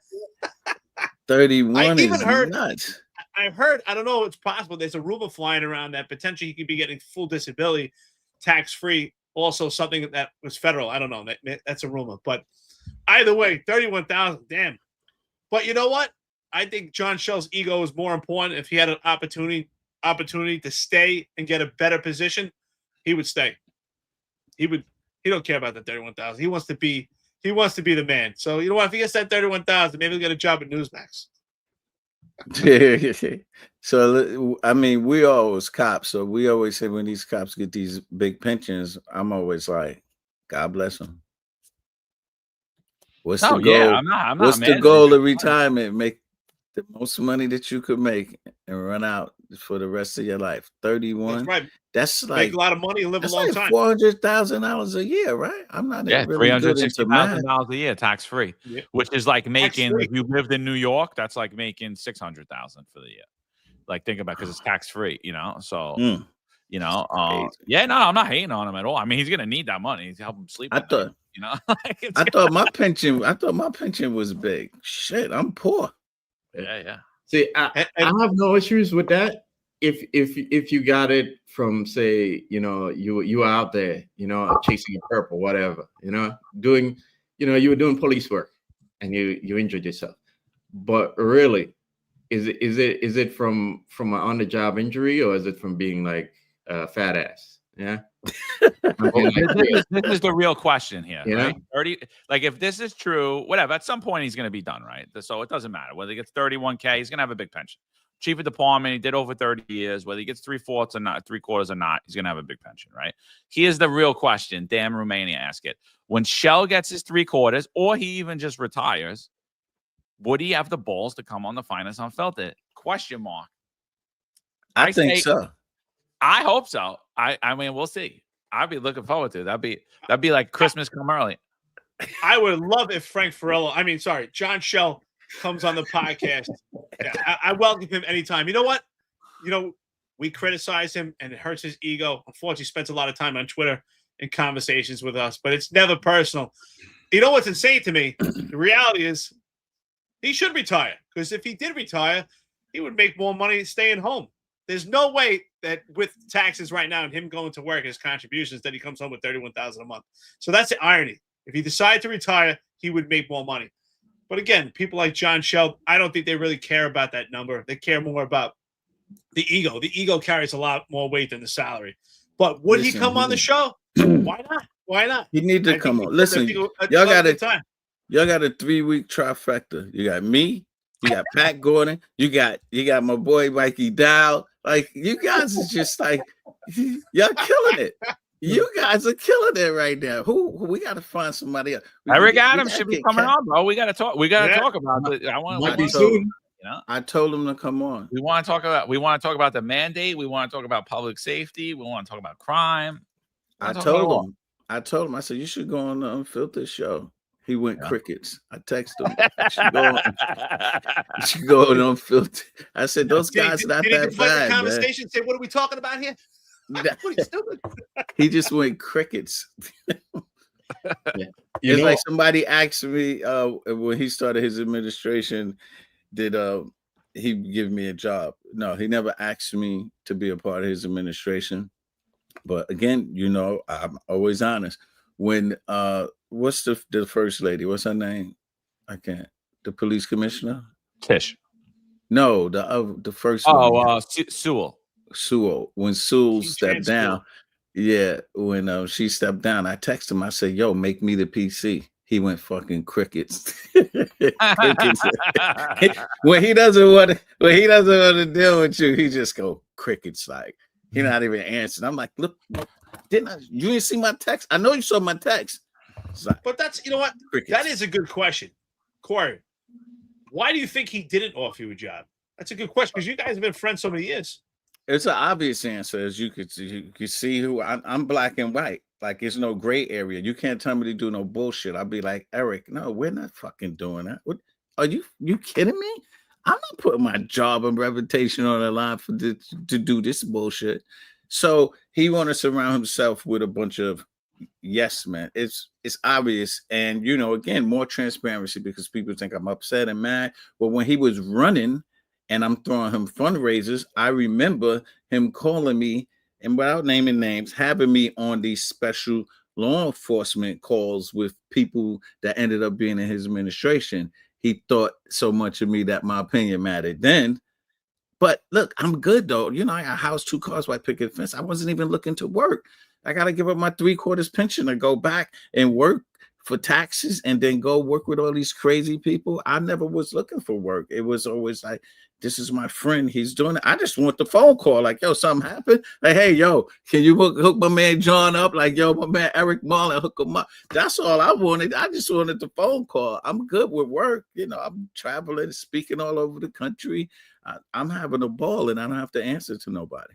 Yeah. So what you're saying, Corey, is you wouldn't promote the hand of the king, Kaz Daughtry, first of his name to grand chairman of the city. Are you kidding? Content creator. Come on. That's like stuff I forgot. Like, Eric and John was lieutenants. Like, they run circles around him. Stuff we forgot. He'll never know. I mean, it's really sad. it's an embarrassment, and it's a slap in the face to all of these 25, 30, 40-year executives who has gone through the ranks, did the things that they do. And we could just pull any name out the hat. Whoever it is, one of them should have been in the positions that he's in. But again, it was clear and obvious that he took a liking to this kid as a detective because he was a yes man. And when he was running for mayor, Jeff Madju had Brooklyn North. And remember, he was a Brooklyn Borough president. He assigned cash to him to run him around, to do all the things he did. So his payback was to, give him all these positions and let him disrespect people with rank and people with knowledge, wisdom, and understanding on how the police department work. Taking those exams, we know, don't make you a boss. But when you're sitting in those positions as a sergeant, lieutenant, and a captain, you get in the OJT. You understand and you know how to deal with personnel. He's running around as a detective. Now he got all this power. He's like, oh, no, Lieutenant, come over here, stand over here. No, that's not how you talk to people. We don't talk to people like that after being a lieutenant for a while. I love that story that John said when I was on, when he went there to the 7-1, 7-0. His first day, and they all fucked you. Other lieutenants fucked you. I love it. I was a sergeant my first day as a sergeant. Oh, you was a sergeant, yeah. But you learn. See, this is what I'm saying. Like, Kaz never had that experience. Like, you have to have that experience to know how to do it. I remember John said, he said, oh, after this shit, I'm the sergeant every day. But you learn that, And I don't dislike Kaz. I've never called him for anything. Donahue had said, did he do favors for me? Why would I call Kaz Doherty when I could call Eddie Caban? I could call Jeff Madry. I could call Ruel Stevenson. You I can could call call Eric Adams. David Barrera. Why would I call Kaz Doherty when I could call everybody else and Mazzarato? I mean, the list goes on. I came through the ranks with all of these people. And why would I call him? Never called him. Yeah. I think it's a great point. You got a good relationship with all these people, and why would you need Kaz Doherty? And that's why I think we gave a fair assessment. We still do on this network. I mean, even though John Shell trolls us constantly, we still have said we think at least he went through that grind. He passed the test. He's been out there with all these years in leadership positions. Mm-hmm. He gets far more respect than Kaz Doherty does because at least he went through that grind. Do I think he's got a lot of mistakes, a lot of failures? Absolutely. But a far better image than Kaz Doherty. I mean, he ran the 7.5, right? What's he that? ran the 7. John Shaw ran the 7.5. I'm not taking 7.9, anything away. 7.5. Yeah, so he was a busy commander. I remember being in y'all remember Chief Marino.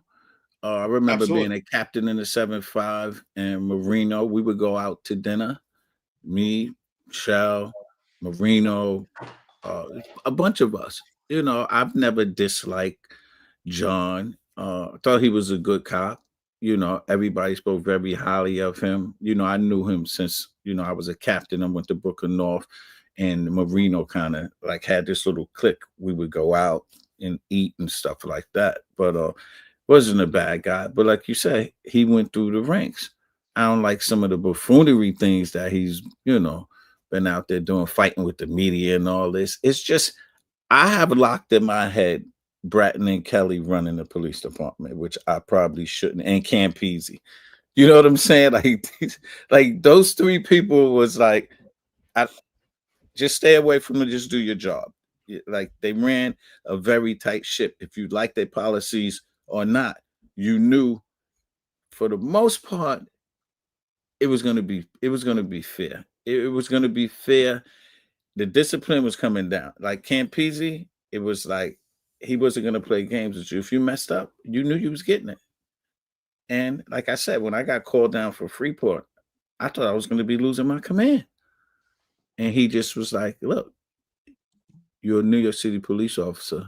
Not only that, you're a New York City police executive.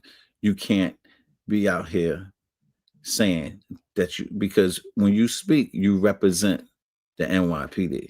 And this is, so imagine I'm an inspector of police.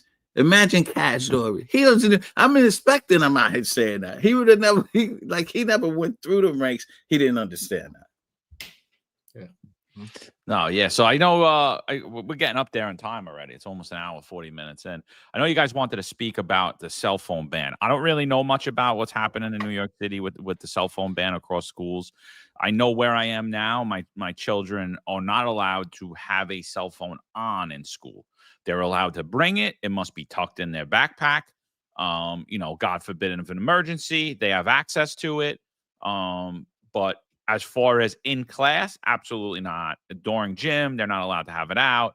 It's for emergencies and emergencies only when in school. Like, I know you guys wanted to talk about that. So what's up with the New York City cell phone ban, Corey, if you want to walk us through that? Yeah, so believe it or not, and I just found this out yesterday because I had told you there's something we should touch on. 50% of the schools was already doing this cell phone, like taking cell phones from kids.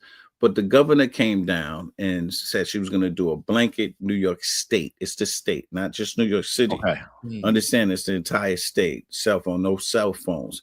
I called a friend of mine who's an assistant principal yesterday. I said, "Hey, Ed, how are you guys taking the phones?" And it's a high school. So she said, the last class of the 8th period, whatever it is, John, you the math teacher. Eric, you got science, Marlon, social studies. If that's your last class, when you come into school, they got the baskets. You put your phone in the last basket. So the last period, when you get to your class, they'll bring the phones and everybody get their phones back. So it's not something where every class they're going, they take the phones. So I asked my son yesterday, my kids go to private school in Long Island. I said, my daughter, she's in 8th grade. I said, "Hey, what happened? Today's the big cell phone ban. They took your phone?" She said, "No." I said, "What you mean they take your phone? It's a ban." She was like, "No, they just said we can't have them in class." So I said, "Oh, well, it's the difference between private school. Well, it's a small school, I guess in public, these mammoth schools. But I think that it's a great idea to take the phones away from the kids because it's too much distractions. You got people setting up meetings, Eric. After school, they're gonna fight, meet at the corner store. So it's just became, the more I looked at it, it's become more of a distraction, and especially the fighting. I didn't realize that they was using the phones, principals saying they was using the phones to set up fights and meetings. They're going to the bathroom, they're on the phone. Like, it's just too much of a distraction. I don't know how you guys feel about that. I think it's interesting because it's come to a point in our lifetimes where the cell phone has become part of our identity, right? It's almost like people feel naked without it, and even kids at this point. So I think it's kind of been split between how parents feel about it. You're right, 50% of the schools were already doing it. The problem, I believe, is what it's going to cost the state right now, because now that Governor Hochul made it a state ban, and they call it bell to bell. That's the name of the cell phone ban. And with that ban, there's supposed to be pouches in each pouches or some type of storage containers at every school, and they're like the shoes. Like the shoes. Like Remember, we used to put our shoes in. Right. And they're responsible for the kids' phones. So now we have to look at what's the funding for that. What does that cost that these schools have to be equipped with this storage type facilities or whatever containers that they have? And then now, is there going to be potential theft? Will kids have access to possibly steal these phones? The other question, which I thought was quite interesting, and actually was in the article, I think it was in the Post. And some families were concerned that, God forbid, there's an active shooter situation. Could they get in touch with their loved one? The problem with that is if there is an active shooter situation, being on the phone could alert the potential shooter also. So we can go back and forth with that conversation. But I think ultimately, the phone for kids in school is a distraction. And also, a lot of it also falls on mental health. I think for the mental health of kids, I think they should be focused on school if they're actually in school, than rather the phone. The phone is a distraction where it can hurt their mental health. And that's where I see the biggest problem is. So I'm all for it. Mom, what do you think?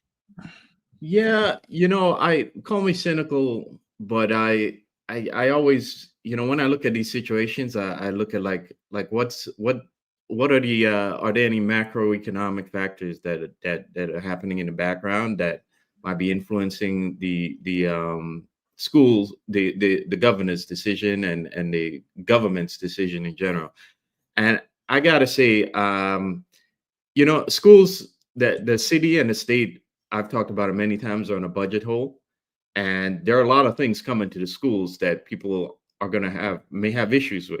One of those things I've heard is that they're starting to put cameras, and now I've heard of I've read papers where they propose using AI on those cameras to kind of like track students paying attention. You know, the AI could look at their eyes or where their heads are, and to kind of use that to be the extra person in the room. You know, the extra teacher's assistant in the room. So when I hear about this, I have to wonder: is this happening? Why is this happening now? We've had cell phones, and students have had cell phones for over probably 20 years now, you know, since cell phones really became a big thing, you know. And why is it happening now? Is it do they honestly care about the students or the well-being, or are they afraid that, you know, kids are going to have the ability to record things that parents may not necessarily like that's happening in schools now? For instance, also school safety in New York City, they don't have enough personnel. You know, we talked about this a couple times before. So what's probably going to be happening is there might be more fights in schools now. And does the school system want kids being able to record all this happening right now? So I tend to think no, and I tend to think that might be the real reason this is happening now.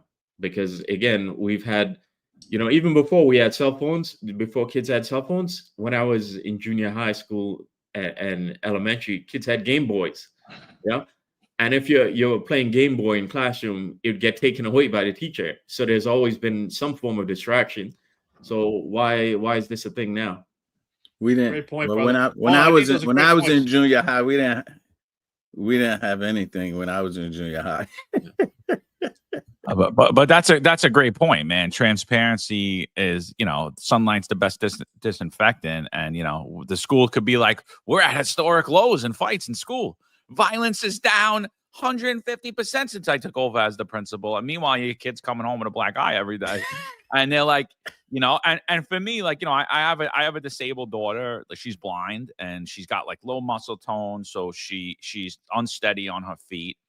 You know, my fear is that there's an emergency in the school and nobody's going to help her. You know, people are going to push her down or stuff. I want her to have access, the ability to be able to contact me, you know, at a moment's notice, you know. And so like I have a lot of safety fears too. And for my other daughter as well, who doesn't have any issues. Like I want my daughters to have the ability to contact me. I'm not against the cell phone bill at all. I'll sign something that if my daughter's misusing the phone, you could snatch it out of her hand, smack her in the face. Like, you know what I mean? Like, I'll sign away. I'll sign away. Like, if my daughter let me know that she's having that problem, I'll come up there, I'll smack her myself. You know what I mean? Like, let me know. Like, you know. Hey, like, John, don't say you're gonna be slapping your kids. You know, you got all these trolls here. They be calling Florida CPA. They're gonna be calling them automatic. They could call they can interview my kids. My kids are happy, and I don't raise my hand to my kid, but they know that I'm the father and that I am a disciplinarian, and you know, I'm not worried. I'm not worried about the way the world goes. I'm their father. I'm supposed to keep them in line. You know what I mean? Like, that's whatever the world wants to do. I love my kids. My kids got the best clothes. They got to eat the best food. They go on the best vacations. They're very happy kids. But like, when I'm talking about like this, I get the concern of the school. They don't want to discipline your kid, right? They don't want to be in that situation where, oh, your kid's not listening, but that's your job, you know? And your job is to be like, is to be that disciplinarian away from home. Now, it doesn't mean put your hands on kids. It doesn't mean, but when there's a problem kid, maybe that kid in particular, you put your cell phone here, and then at the end of class, you come see it. You know, I'm totally with the ban that you cannot use the cell phone other than for an emergency. I personally, as a parent, I'm totally against you taking away my kid's cell phone. I'm totally against it. I'm 50-50 with that also, but I'm more for the learning experience. I mean, we grew up with no phones, like, but also we didn't grow up with I don't remember mass shootings when we was little either. So, so it is a give and take. But now we talking again, my kids go, and your kids probably go to a school where it's only 15-1. We talking some of these New York City public schools, you got 30, you got 35 students in the school, in the class. Now we take one cell phone, then you got another kid that's just with his cell phone. You got to take that cell phone. We only got a 45-minute class. The teacher can't spend the entire time trying to reach for cell phones. This one, is on the spectrum a little bit, ADHD. It's just so much. I would defer to no phones, send up the prayer to God every day, hope and pray that nothing happens in my child's school or any school ever again, which we know that's never gonna happen. But I think taking the cell phones, I think it's a good choice. But we'll see. But like John said, I didn't think about that one last thing, Eric. But John said now they're gonna be coming out with all these numbers here. There's no fights in the school. I think it's a great point because I think that's another distraction, right? Because teachers have a hard job already. Like you said, in 45 minutes they have to cram an entire class. They have to get the attention of those kids, and now that's another thing they have to worry about is making sure that these kids turn their phones in, that they don't have it on them. And if they do have it, then it's another distraction of, well, this kid has their phone. Why they have their phone? I don't know. But you brought up a great point, Corey, right? Because when we were young, when you went to school and I went to school with John and Marlon, it wasn't a concern of an active shooter. I guess maybe it was just something we didn't think about. It wasn't as prevalent as it is now. And now it's unfortunately, it's a part of life. So could that be a disconnect where we don't have a connection to the kids? God forbid there's a situation, but could the phone also be a problem if there is an active shooter situation? I don't know. I haven't explored it too much to really think about it, but I do know it is another distraction. I don't think it has to be as far as they went that we have to spend all this money on these pouches where they have to put it. So I am like you, Marlon. I always want to know like what's the underlying meaning, like who's getting the benefit of the amenities behind this? Like, who's getting the private contract with these pouches and the equipment to store them? Because why can't it just be, hey, listen, you can't have your phone, put it away. And if you don't put it away, there's ramifications. Because when we were young, I mean, the teachers, they took care of things. Like back then, like you said, Game Boy, or I had pagers, beepers. I'm sure you probably had beepers. I made sure they told you, put the beeper away. So why can't we do the same thing? The fact that they have to have this equipment, spend all the money, that part I'm kind of like, at this point. You got a beeper in high school? What's that? You got a beeper in high school? He was slinging coke. Was slinging coke. Hey, listen, I was. What was your payphone? I had a beeper. They would page me 143. If you remember back then, it meant I love you. Well, sometimes they put 43. That meant fuck you. So last thing I think before we start to wrap up, Dearborn Police Department. I thought this was bullcrap last night when I seen it, but Fox News is reporting it now. Not saying that we should trust everything that mainstream media says, but they're reporting it is legit. Dearborn Police Department, Dearborn Heights in Michigan, they're changing their patch from this. This is the traditional patch. They're changing it to this. They're putting Islamic Arabic writing on top of the patch. I'm personally totally against this. I always take issue with the whole diversity is our strength motto. I believe in diversity. I believe that everyone comes to this country, regardless of your religion, your faith, your sexual preference, whatever freaky things you like to do, even if like getting off in Penn Station is your thing, whatever. You got a place here in America. But I also think we need to be headed in the same direction, right? We all have to come here and want to be Americans and assimilate. I think that this is the opposite of assimilation, right? Because what are we going to do? Now, what? I'm going to go, oh, let's all the Italians move together, and then we're going to put some Italian writing on our police department's patch. And then all the Asians up on 8th Avenue, they're going to get Asian writing on their patch. Like, this is not America. Like, I don't support this. I think this is the absolute opposite of assimilation. And I don't understand what's happening in this country where we're moving away from America. It's the Dearborn Heights Police Department. It wasn't founded in Islamic tradition. There's absolutely no reason for Arabic writing to be on it, or Italian writing, or Asian writing, or any other form of writing, Jewish writing, Hebrew, none of that.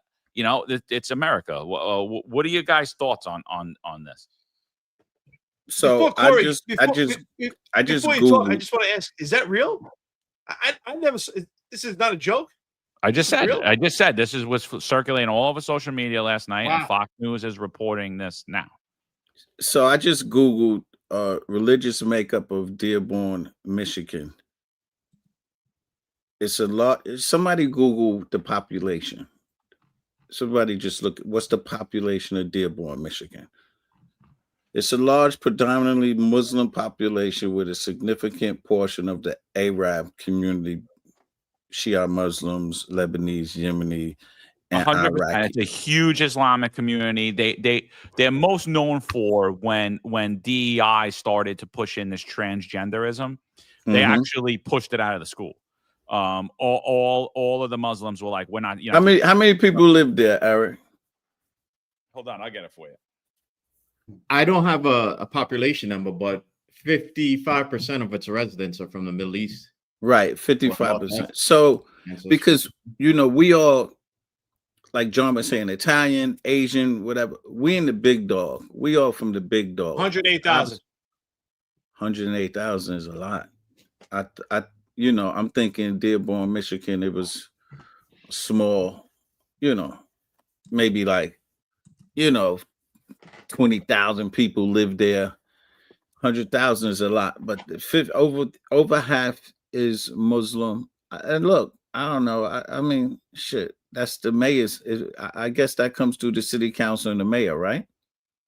I don't know. I would assume it would have to be the city council or the mayor. It's not the governor. I mean, or it comes from the police chief or commissioner or the equivalent. Yeah. Well, that would be if it's not a mayor, then it's a city manager. City manager and city council who made that decision. I'm just glad in New York City we don't have to have 100 different patches with all the different writings on them. Well, I mean that's the thing. It's like and like when it like fails at every level, I think, for when we talk about the whole political spectrum across the board, because we're gonna say we support diversity, we support the underrepresented, we support the minority, and then it's like, oh, well, the majority of Muslims, so let them take over and let them put their writing on the patch. And I personally don't know anybody that should support this, including Muslims.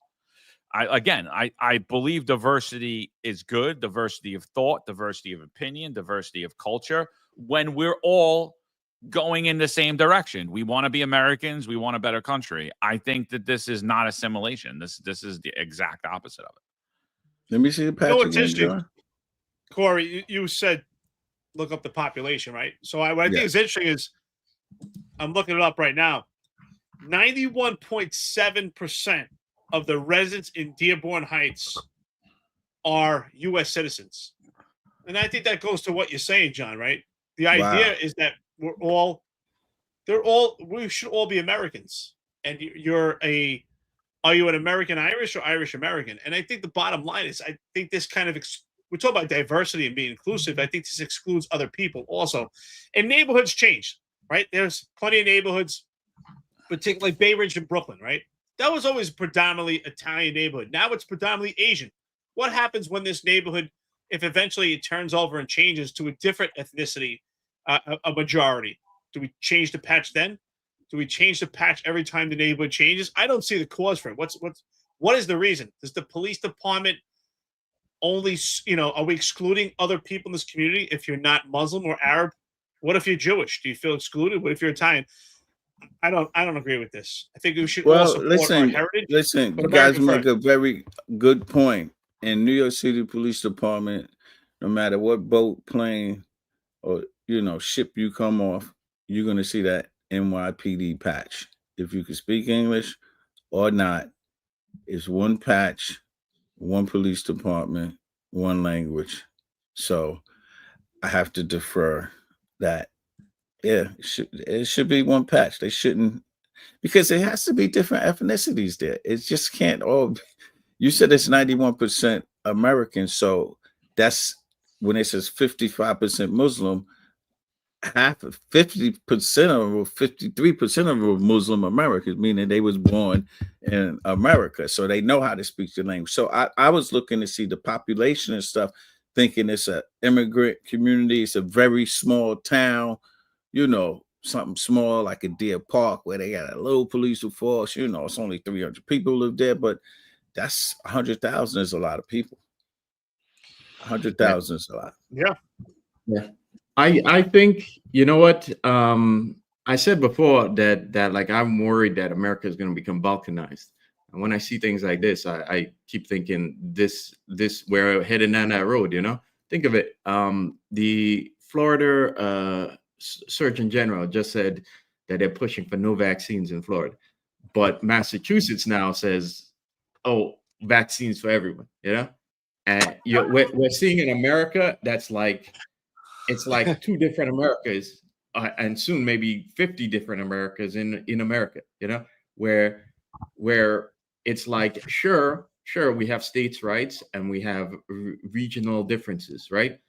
But now you're seeing cultural differences to emerge. And when you see things like that, what is there going to be Sharia law in Michigan soon? Muslims have a strong strong traditions and have a deeply conservative religious background, right? Are we going to see some of the tenets of those traditions kind of merge into the law soon? Are we going to see? Are we going to be teaching like the Quran in the schools next, or are we going to be enforcing a dress code in the city soon? Because when we start doing things like this, we're heading down that route, and this is not America, okay? And this speaks of the danger of I'm gonna go there, of mass immigration. And when you move so many people into a country, that you're changing the native traditions of a country. It's like, say we mass immigrate Americans to Saudi Arabia, and we certainly want to liberalize Saudi Arabia when it's not their culture, okay? And I would have a problem with that just as much as I have a problem with us, trying to make Dearborn, Michigan, like a part of the Middle East. And I hope somebody in that department gets the balls to challenge this and if they have to go there, take them to court on this, because that's nonsense. And yet we're starting down a path that a slippery slope that we don't want to get to, because once we do that, you're going to have different parts of America that are going to become, in a lot of ways, diametrically opposed to the others.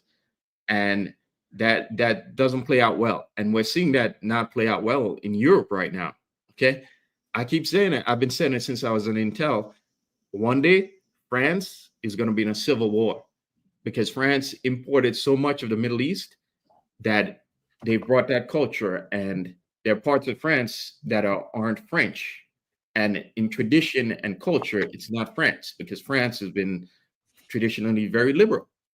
And when you bring those two forces in, and you got the people who want traditional France and the people who want to change France to make it more like the home culture that they brought with them, it's not going to end well.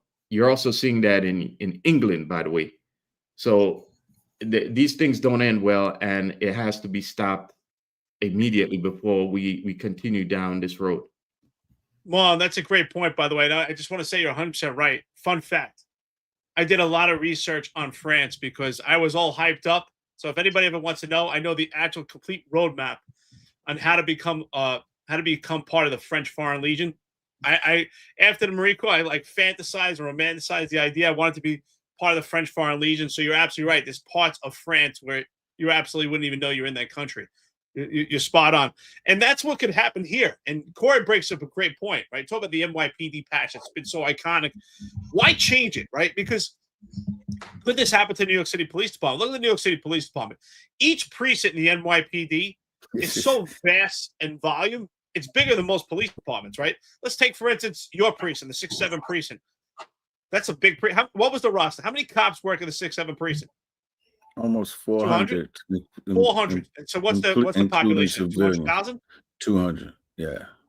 Could you imagine that we changed the patch and the 6-7 had their own precinct patch, and it was something, maybe a flag? Haitian, St. Lucian, Antiguan, Jamaican. I mean, we would have to have a whole sleeve. It's too much. Is that inclusive or it's exclusive? Are we leaving people out?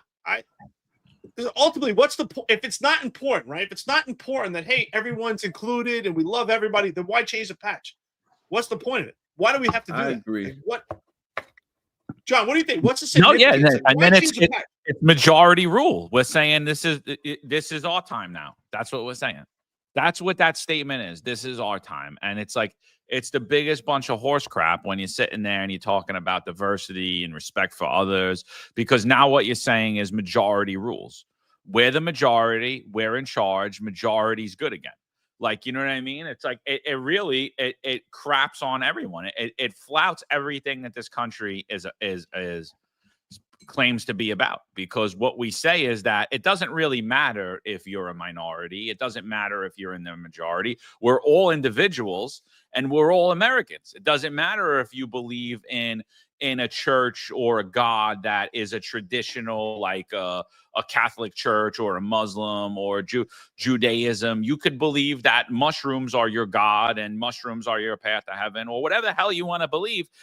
We're for individual freedom, and I think like switching over the department like this is pushing again majority rule, like Marlon's saying, and it again. I'm going to say it again. It takes the statement "diversity is our strength" to show us that if diversity, if we mix it together, all these different cultures, and we're not all headed in the same direction, and we all don't want a better America and want to be Americans, it's our biggest weakness. And 100%, Marlon, you're 100% right. France is ready for a civil war, or they're ready for a complete overthrow of their government, whether it's by civil war or not. You know what I mean? And we could have the same thing happen in here. I think not only should the Dearborn Police Department be speaking about it, I think all police departments across this country, and Democrats and Republicans, should be against this. I don't see this being an issue. We're divided on certain issues, but like, are we Americans or are we not? You know, and you know, I know I'm going to get us in trouble here, but like Marlon brought it up, and now it's on my head because my local newspaper just put out about how DeSantis wants to end all vaccine mandates, and people are going insane, right? And now what he just said, Boston's saying, well, no, vaccine mandates for everything. And I'm sitting there and I'm like, I'm losing my mind, because I'm like, wait, time out. If like same thing in COVID, right? Like me and Marlon were the biggest threats to humanity. Why? You took something that's protected you, right? If what you're saying is accurate, me and Marlon are idiots. And what do you care what we do? Right? I mean, like, what do you care what we do? I didn't take all the shots. John, that's okay. Sorry, Corey. No, I just think that these ideas of selling unity, or we're gonna unify the neighborhood and show emphasis on it, and then we create our own patch. I think it's very exclusive. I mean, especially if you're in a transient. I don't know Dearborn well. I don't know if that a bedroom community is a transient. But if you were to do something like that in New York, we're so transient, you're excluding people now. Like, hey, I guess if you got to go ahead. Sorry, Corey. Finish your thought. No, I just feel like what if you got arrested in Dearborn and you don't live there, and you see the cops patch like it's all Muslim? You're like, man, I'm Jewish. You're like, damn, I'm screwed. I'm not getting a fair share here. I'm looking at what you call that thing right there, the medals. In the NYPD, you could wear the Italian flag. You know, we have those medals. You know, if they wanted to do, the more we talk about this, my mind is racing. They can do a Muslim.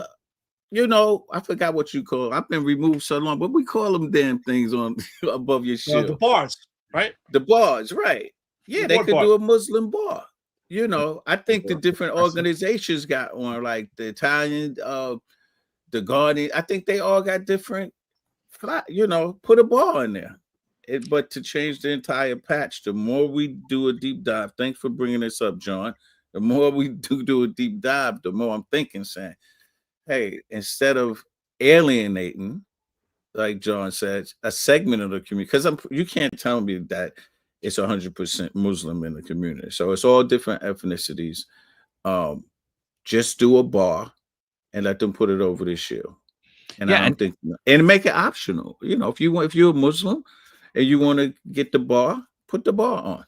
Yeah, but see, that's why I don't even agree with that. I don't think you should have any bars identifying. Well, we do that in the NYPD. We're not supposed to, but they're not the supposed to. American flag. You got the the American Italian flag is one. the only authorized flag. That is it. That's the only flag, but I know. But you see cops wear it, but they're not supposed to.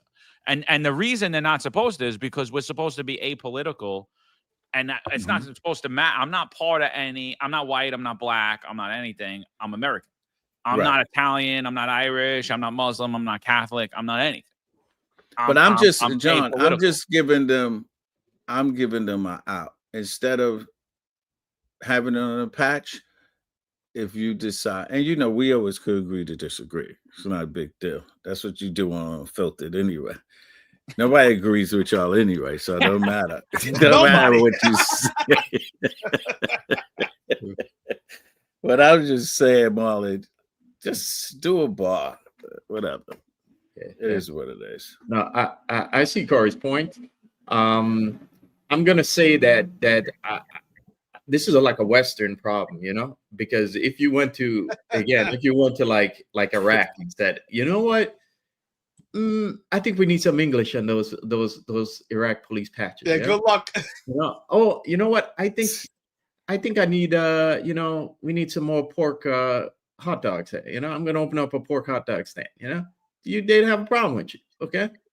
The problem is like only in the West do we want to completely change Western culture.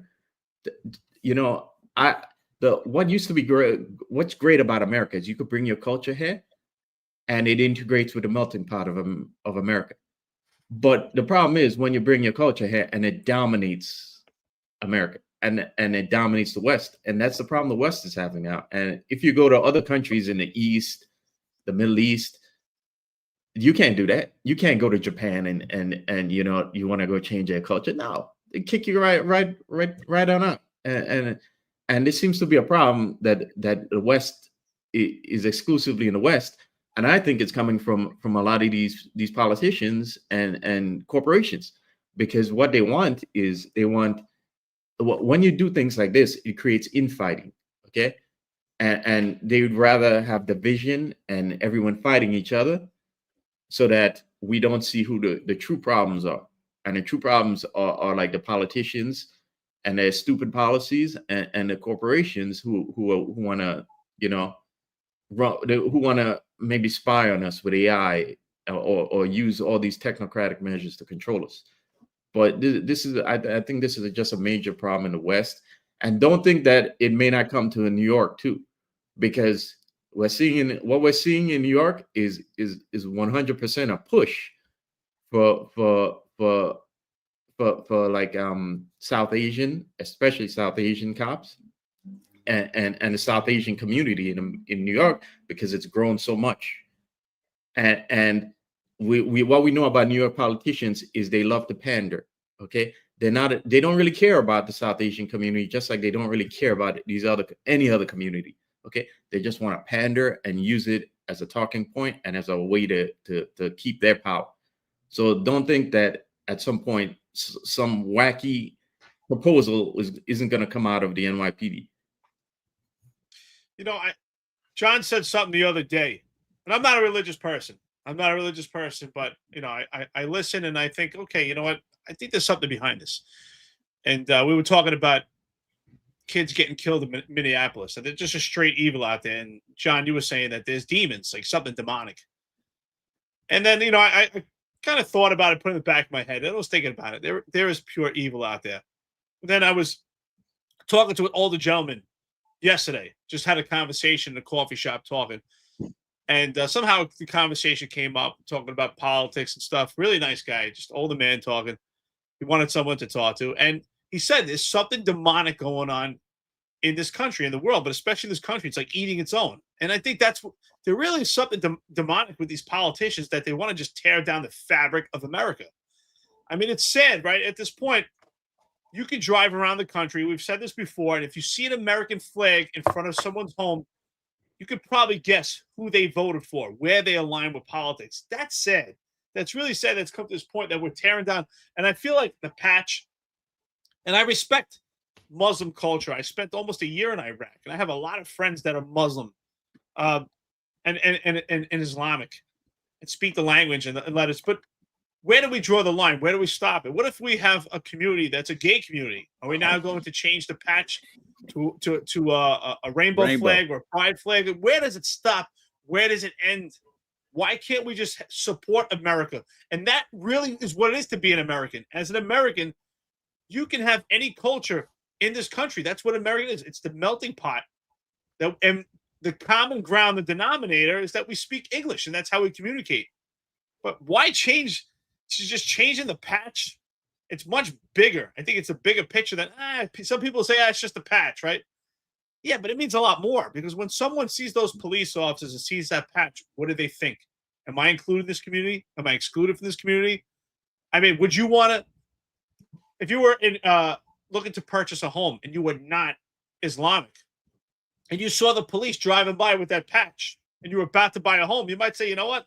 I'm not buying here. I'm not Islamic completely. You can see they don't want me here. So I think it's a bigger picture. I think it's a big problem. Yeah, if I may, before those of you watching who already hate us, before you start misconstruing our words, all right? We're not denigrating anybody, okay? What we're saying is that this is a melting pot, and it needs to be inclusive of everybody, okay? And if we head down this road, that's not America, okay? And you know, it's about respecting America and respecting whatever country you go to. You got to respect their culture, and that's what we're talking about. Yeah, I don't know. I think it's a little wild, you know, and that's it. That's my point. And you know, someone's pointing out that I'm a hypocrite because I have no problem with neck tattoos, but I have a problem with bars. And I do, and I'm going to explain that to you real quick. It's because you're an individual. Your body is yours. It's not anyone else's. It doesn't belong to the New York City Police Department. It doesn't belong to the state. It doesn't belong to the government. Your body is yours. Your body is between you and God. That's it. That's what I believe. Now, when you wear a uniform and you're part of an organization, it's called a uniform, meaning you guys are all the same. You're one and the same. So, yeah, I have a problem with modifications to the uniform. I think that there shouldn't be John's version of the NYPD uniform. Shouldn't be Eric in his real tight khaki pants. So, you know, it accentuates his legs, you know.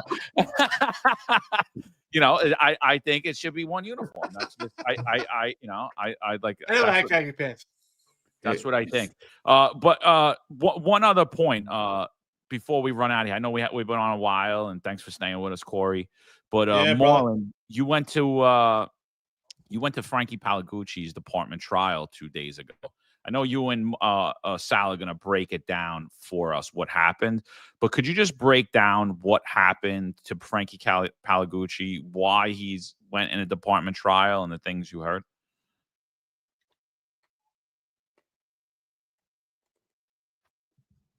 Yeah, so we've talked before about Frankie Palagucci. We're always good for one mic problem. Yeah, and about the case that's going on right now, where Eric Sanders is his attorney, and the whole bottom line of that case is that the hair test has basically it's not scientific, and the way it's done in the NYPD is not scientific. Okay. There's a lot of minutia to that, including where they take that hair sample from, and the fact that they give you a choice where you want a hair sample taken, when it really, as Eric Sanders pointed out to me, it should be in the back of your head, right? But anyway, that entire policy is being challenged right now by Frankie's case. So I went there on Wednesday and I was in the trial room, and I got to see the procedure in the trial room. And let me tell you, it's 100% a kangaroo court. And the fact that I was in there. I was there, and I saw the APU's lawyer, basically the department's lawyer, who's acting kind of like in the prosecutor's role. I saw him arrest, he rested his case, and then I saw the assistant deputy commissioner of trials basically take his role and start asking questions to Frankie. And when I saw that, I was like, I can't believe this. This is like, so basically Eric Sanders is going 2-on-1 in there. And when I saw that, I'm like, this is what he means by it's a kangaroo court in here. And I encourage all of you guys who are on the job to go in there and take a look at the procedure yourself. See what's going on in there. And if you're fine with that, okay. But if you see how much of a kangaroo court it is, then like we've said before in the past, you guys should bring these issues up with your union, because the union are the ones who should be talking about this, but they don't. And the fact that this is what awaits you if there are any allegations against you, it to me is incredible. Yeah. Now, as I said before, when we get a transcript, we're going to break it all down, and I'm going to relate it on Sal's show to first the issues with the psychologists, and then I'm going to relate it to the vax policy. And the reason why I'm going to relate it to the vax policy is because I learned that Deputy Chief Surgeon Kufo, who I've mentioned in the past here, who, when I objected to the vaccine, and I sent him FDA documents telling him that the vaccine was never approved, he called me being angry and told me I was wrong, even though I told him it's right there in the paperwork, right? So his job, he is also the medical review officer of medical division. So as the medical review officer, you have a responsibility to look over these policies and be aware of changes and updates and what works and what doesn't, and review policy so that the members of service are you're looking out for their interests, And once, that kind of blows my mind, because when he dismissed my concerns about it, was he looking out for the interests of cops? No. When you're seeing in this case how he was clueless about things like toxicology and a lot of NYPD's own policies, you have to wonder, is this guy looking out for the welfare of cops? And to him, I hope he's watching right now, because I was that guy looking at you, and I know you saw me looking at you. Because I want you to see me, because you're one day going to be on there on trial for me, and you're going to be back there for all of these cases. And before I go, one last thing: seeing the trial kind of made me realize how the job works. You see, the job likes to protect policy, even though that policy is wrong and is unscientific and is, like John says, arbitrary.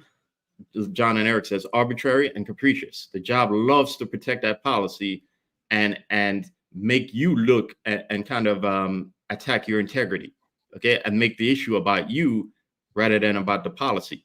And what I saw in that trial leads me to believe the department would love to continue on that policy, even though it's been tossed out in Boston. And the company themselves says it's unscientific and it's bogus. And so what I saw there leads me to believe they want to continue it on because they were attacking Frankie's integrity. And when you do that, you just kick the can down the road to even bigger problems on the job. And this is what we've seen time and time again in NYPD policy.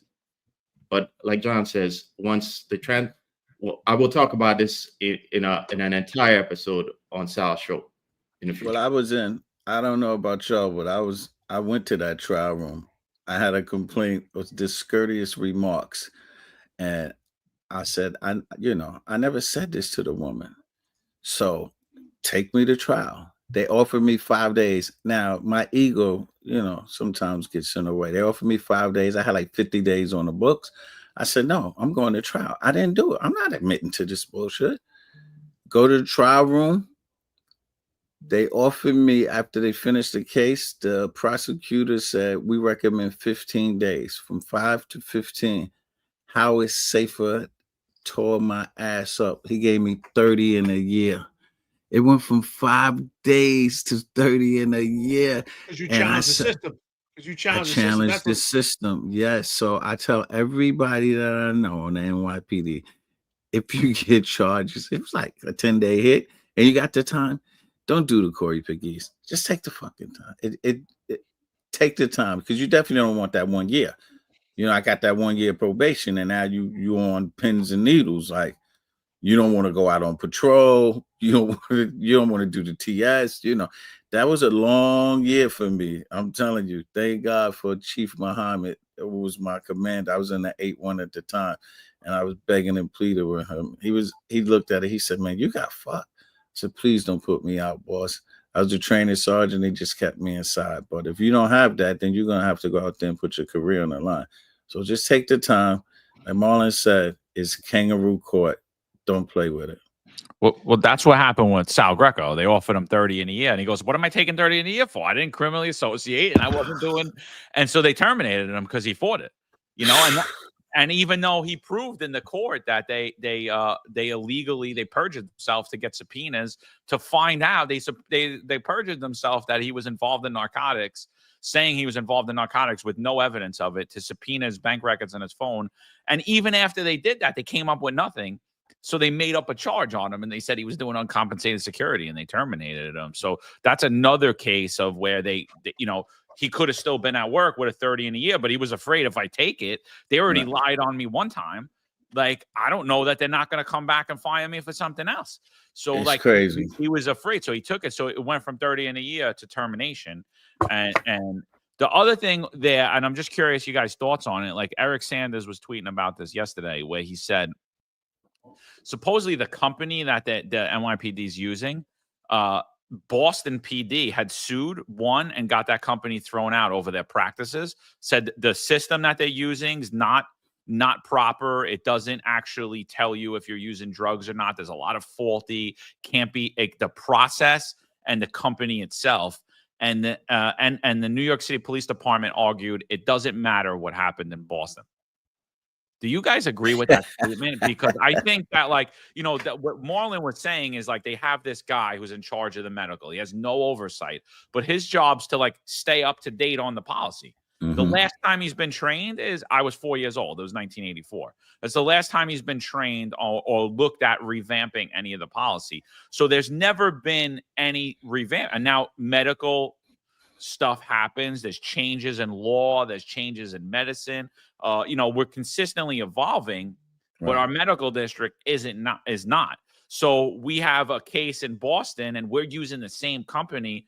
Do you think that if that happened in Boston, the NYPD should take onus and be like, "Oh, we're going to have to switch our policy because in Boston and their Supreme Court ruled whatever"? Like, what are you guys' thoughts about that? Well, first of all, I've been to trial rooms because of CCRB, and Marlon's spot on. It is a kangaroo court, and in many cases, the administrative trial judge there, they call him a judge, but he's not a judge. He's just an administrator, kind of supports the prosecutor and kind of guides him along the way. You're right. He does guide him. In my case, it was Paul Gamble. He guided the APU for CCRB. And in many times, Marlon, you're absolutely right. Because I knew the patrol guide and Supreme Court cases like the back of my hand. And some of the policies, he was actually inaccurate. And I corrected him one time in the trial. I had to at that point because I realized it was a losing battle. But with John, your point is absolutely right. If the NYPD sees a problem with another police department, that's a stigma that they should not want. And to say that they don't care what happens in Boston is completely inaccurate, because the NYPD adopts policies of policing from other police departments. We send people all over the country to do summits and to see what other police departments are doing in their practices. Sometimes we adopt practices from other police departments, and sometimes those police departments adopt practices from the NYPD. For instance, the Neighborhood Coordination Officer Program actually was adopted from LA, from Bratton, from what they have there, what's called the SLOW program, SLO, right? In their police officers, they call it SLOW. It's an acronym for police officers that do the beat. So we adopt practices from other police departments. They adopt it from us. And the fact that this was a failure in Boston should be eradicated from the NYPD just because the stigma and that this could be used as leverage. But again, it supports what John Scola says. And John Scola said it, if you have an opportunity to look at the interview on Sal Greco's show, where John Scola says the NYPD doesn't fix the root of the problem. They just continue to be litigious and pay lawsuits and follow bad practices and just pay it out so that they can keep practicing with those failed policies, which piggybacks on what Marlon said. So a complete epic fail, falls short of anything that makes sense, and this should be eradicated immediately. But again, it just shows the ego of the NYPD and another failure. Yeah, and I agree. So, like John said, you're saying that this is Supreme Court decision, John, in Boston?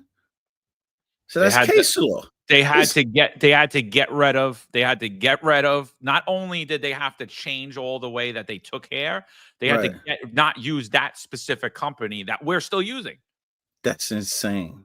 That's insane. That's ludicrous. I mean, the biggest police department in the country, the NYPD, probably the third biggest army, and this is case law.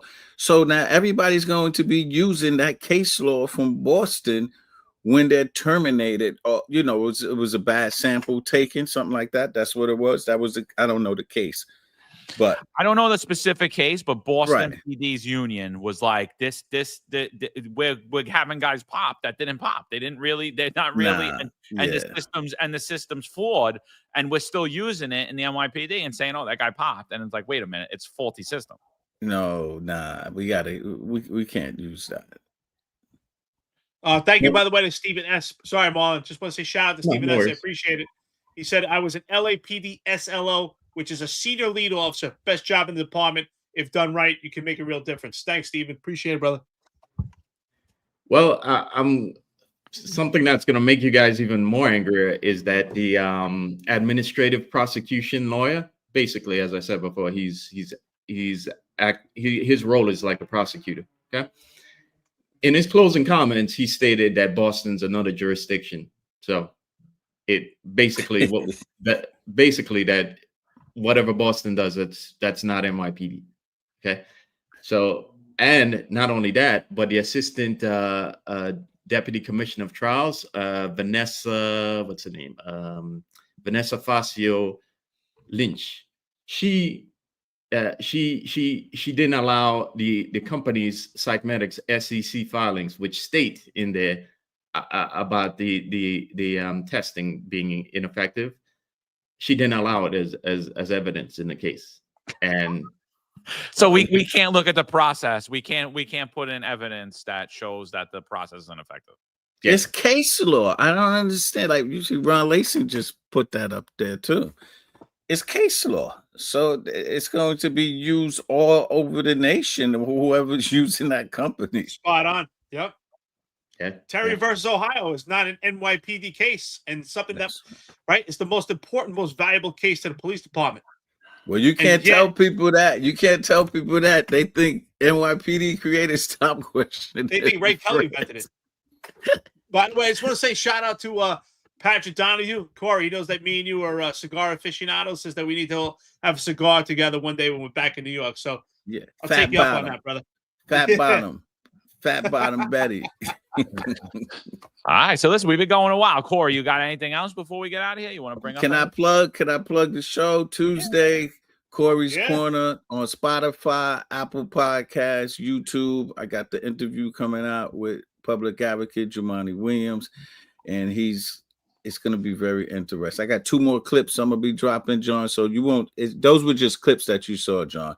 I'm going to drop one more on Sunday and one on Monday, but the interview will be out on Tuesday. I didn't realize you did that. I was like, oh, I'm going to go watch this. I saw the clip. So just a little clip. I'll be watching Tuesday. I appreciate you guys, Marlon, Eric, John, for bringing me on. Hopefully y'all have me back one day. You're And welcome anytime, Eric could especially be for round texting table. me later. Eric could text me later and tell me all the hate mail he got today. I love. And John would be DMing me, telling me, Corey, it's fucking. What are you doing to these people? These people fucking hate you. What did you do to these people? I love breaking Corey's chops. I text like, Corey, yo, you got some more hate mail, brother. Yeah, but no, listen, Corey, I got nothing but respect for you. Love. I'll definitely be watching. Shout out to you. Check it out Tuesday, of course, with Monty Williams. I think it's going to be an awesome interview. And what I respect most about you is your honesty. And I think when you say keeping it real, you are. You're keeping it real. I mean, a lot of this is not an easy situation we put in. A lot of the topics we discuss are your friends that are in the politics right now, and you give a fair assessment. So with that, I got nothing but love. You're always welcome here, brother. Marlon, John, thank you so much. This is your Friday roundtable. Shout out to everybody. Thank you so much for the chat, all the engagement. We appreciate it. And all the trolls, I got to thank you because it must be exhausting spending almost 3 hours with us and trying to figure out good comments and try to, to hit us with. I love it. I love the trolls. I love the hate. And I always say this, think about this. No one's hating on you that's doing better than you. So for those that are hating on us, I feel sorry for you. I don't know what's going on in your life. So if we motivate you, God bless. Check it out. Monday, of course, we'll be back to Finest Unfiltered, New York's Finest Unfiltered podcast. Tuesday, Sal Greco. We'll be back with Marlon breaking it down. Wednesday, your executive perspective. And don't forget, Tuesday night, your 10-4 Tavern. Those guys always have a who's who cast of characters. We got a full network for you. So, Marlon, any closing thoughts? And then we'll shoot over to John and get out of here and enjoy the weekend. Yeah, it was a great show, guys. I think we're going to need, after this show and after this week, we're going to need like large mugs next week for all the salty tears of all the haters out there, But yeah, we had a great discussion, and thank you, Chad, for joining us. Thank you, Corey, for joining us. And before I go, I think we did forget the most important question. Now that John Shell is making 31K, is going to make 31K a month, is he going to Allegedly. Yeah. Is he going to expand that Shopify store? Because I think we need more Finest T-shirts here. I'm sure Corey would love to get some Corey's Corner T-shirts and hats as well, John. So got to hit us up after you get out there. So, but anyway, I'll see you guys next week, and have a great weekend, chat.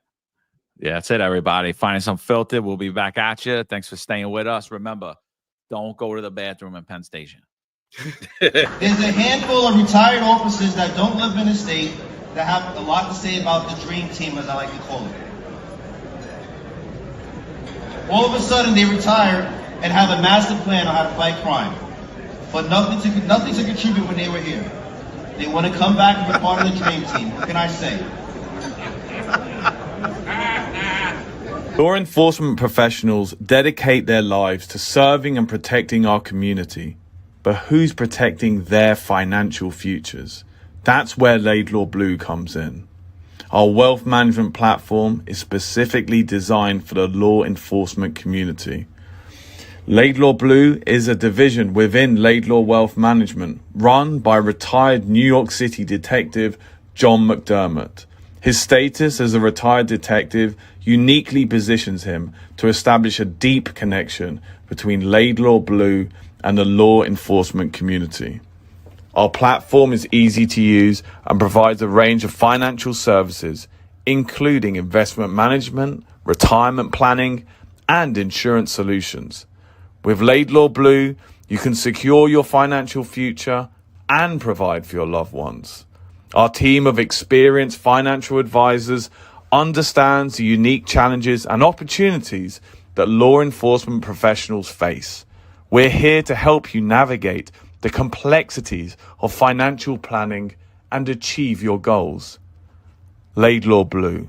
Secure your financial future today. Book a meeting using the QR code displayed, or call us directly on 888-901 Blue. That's 888-901 Blue.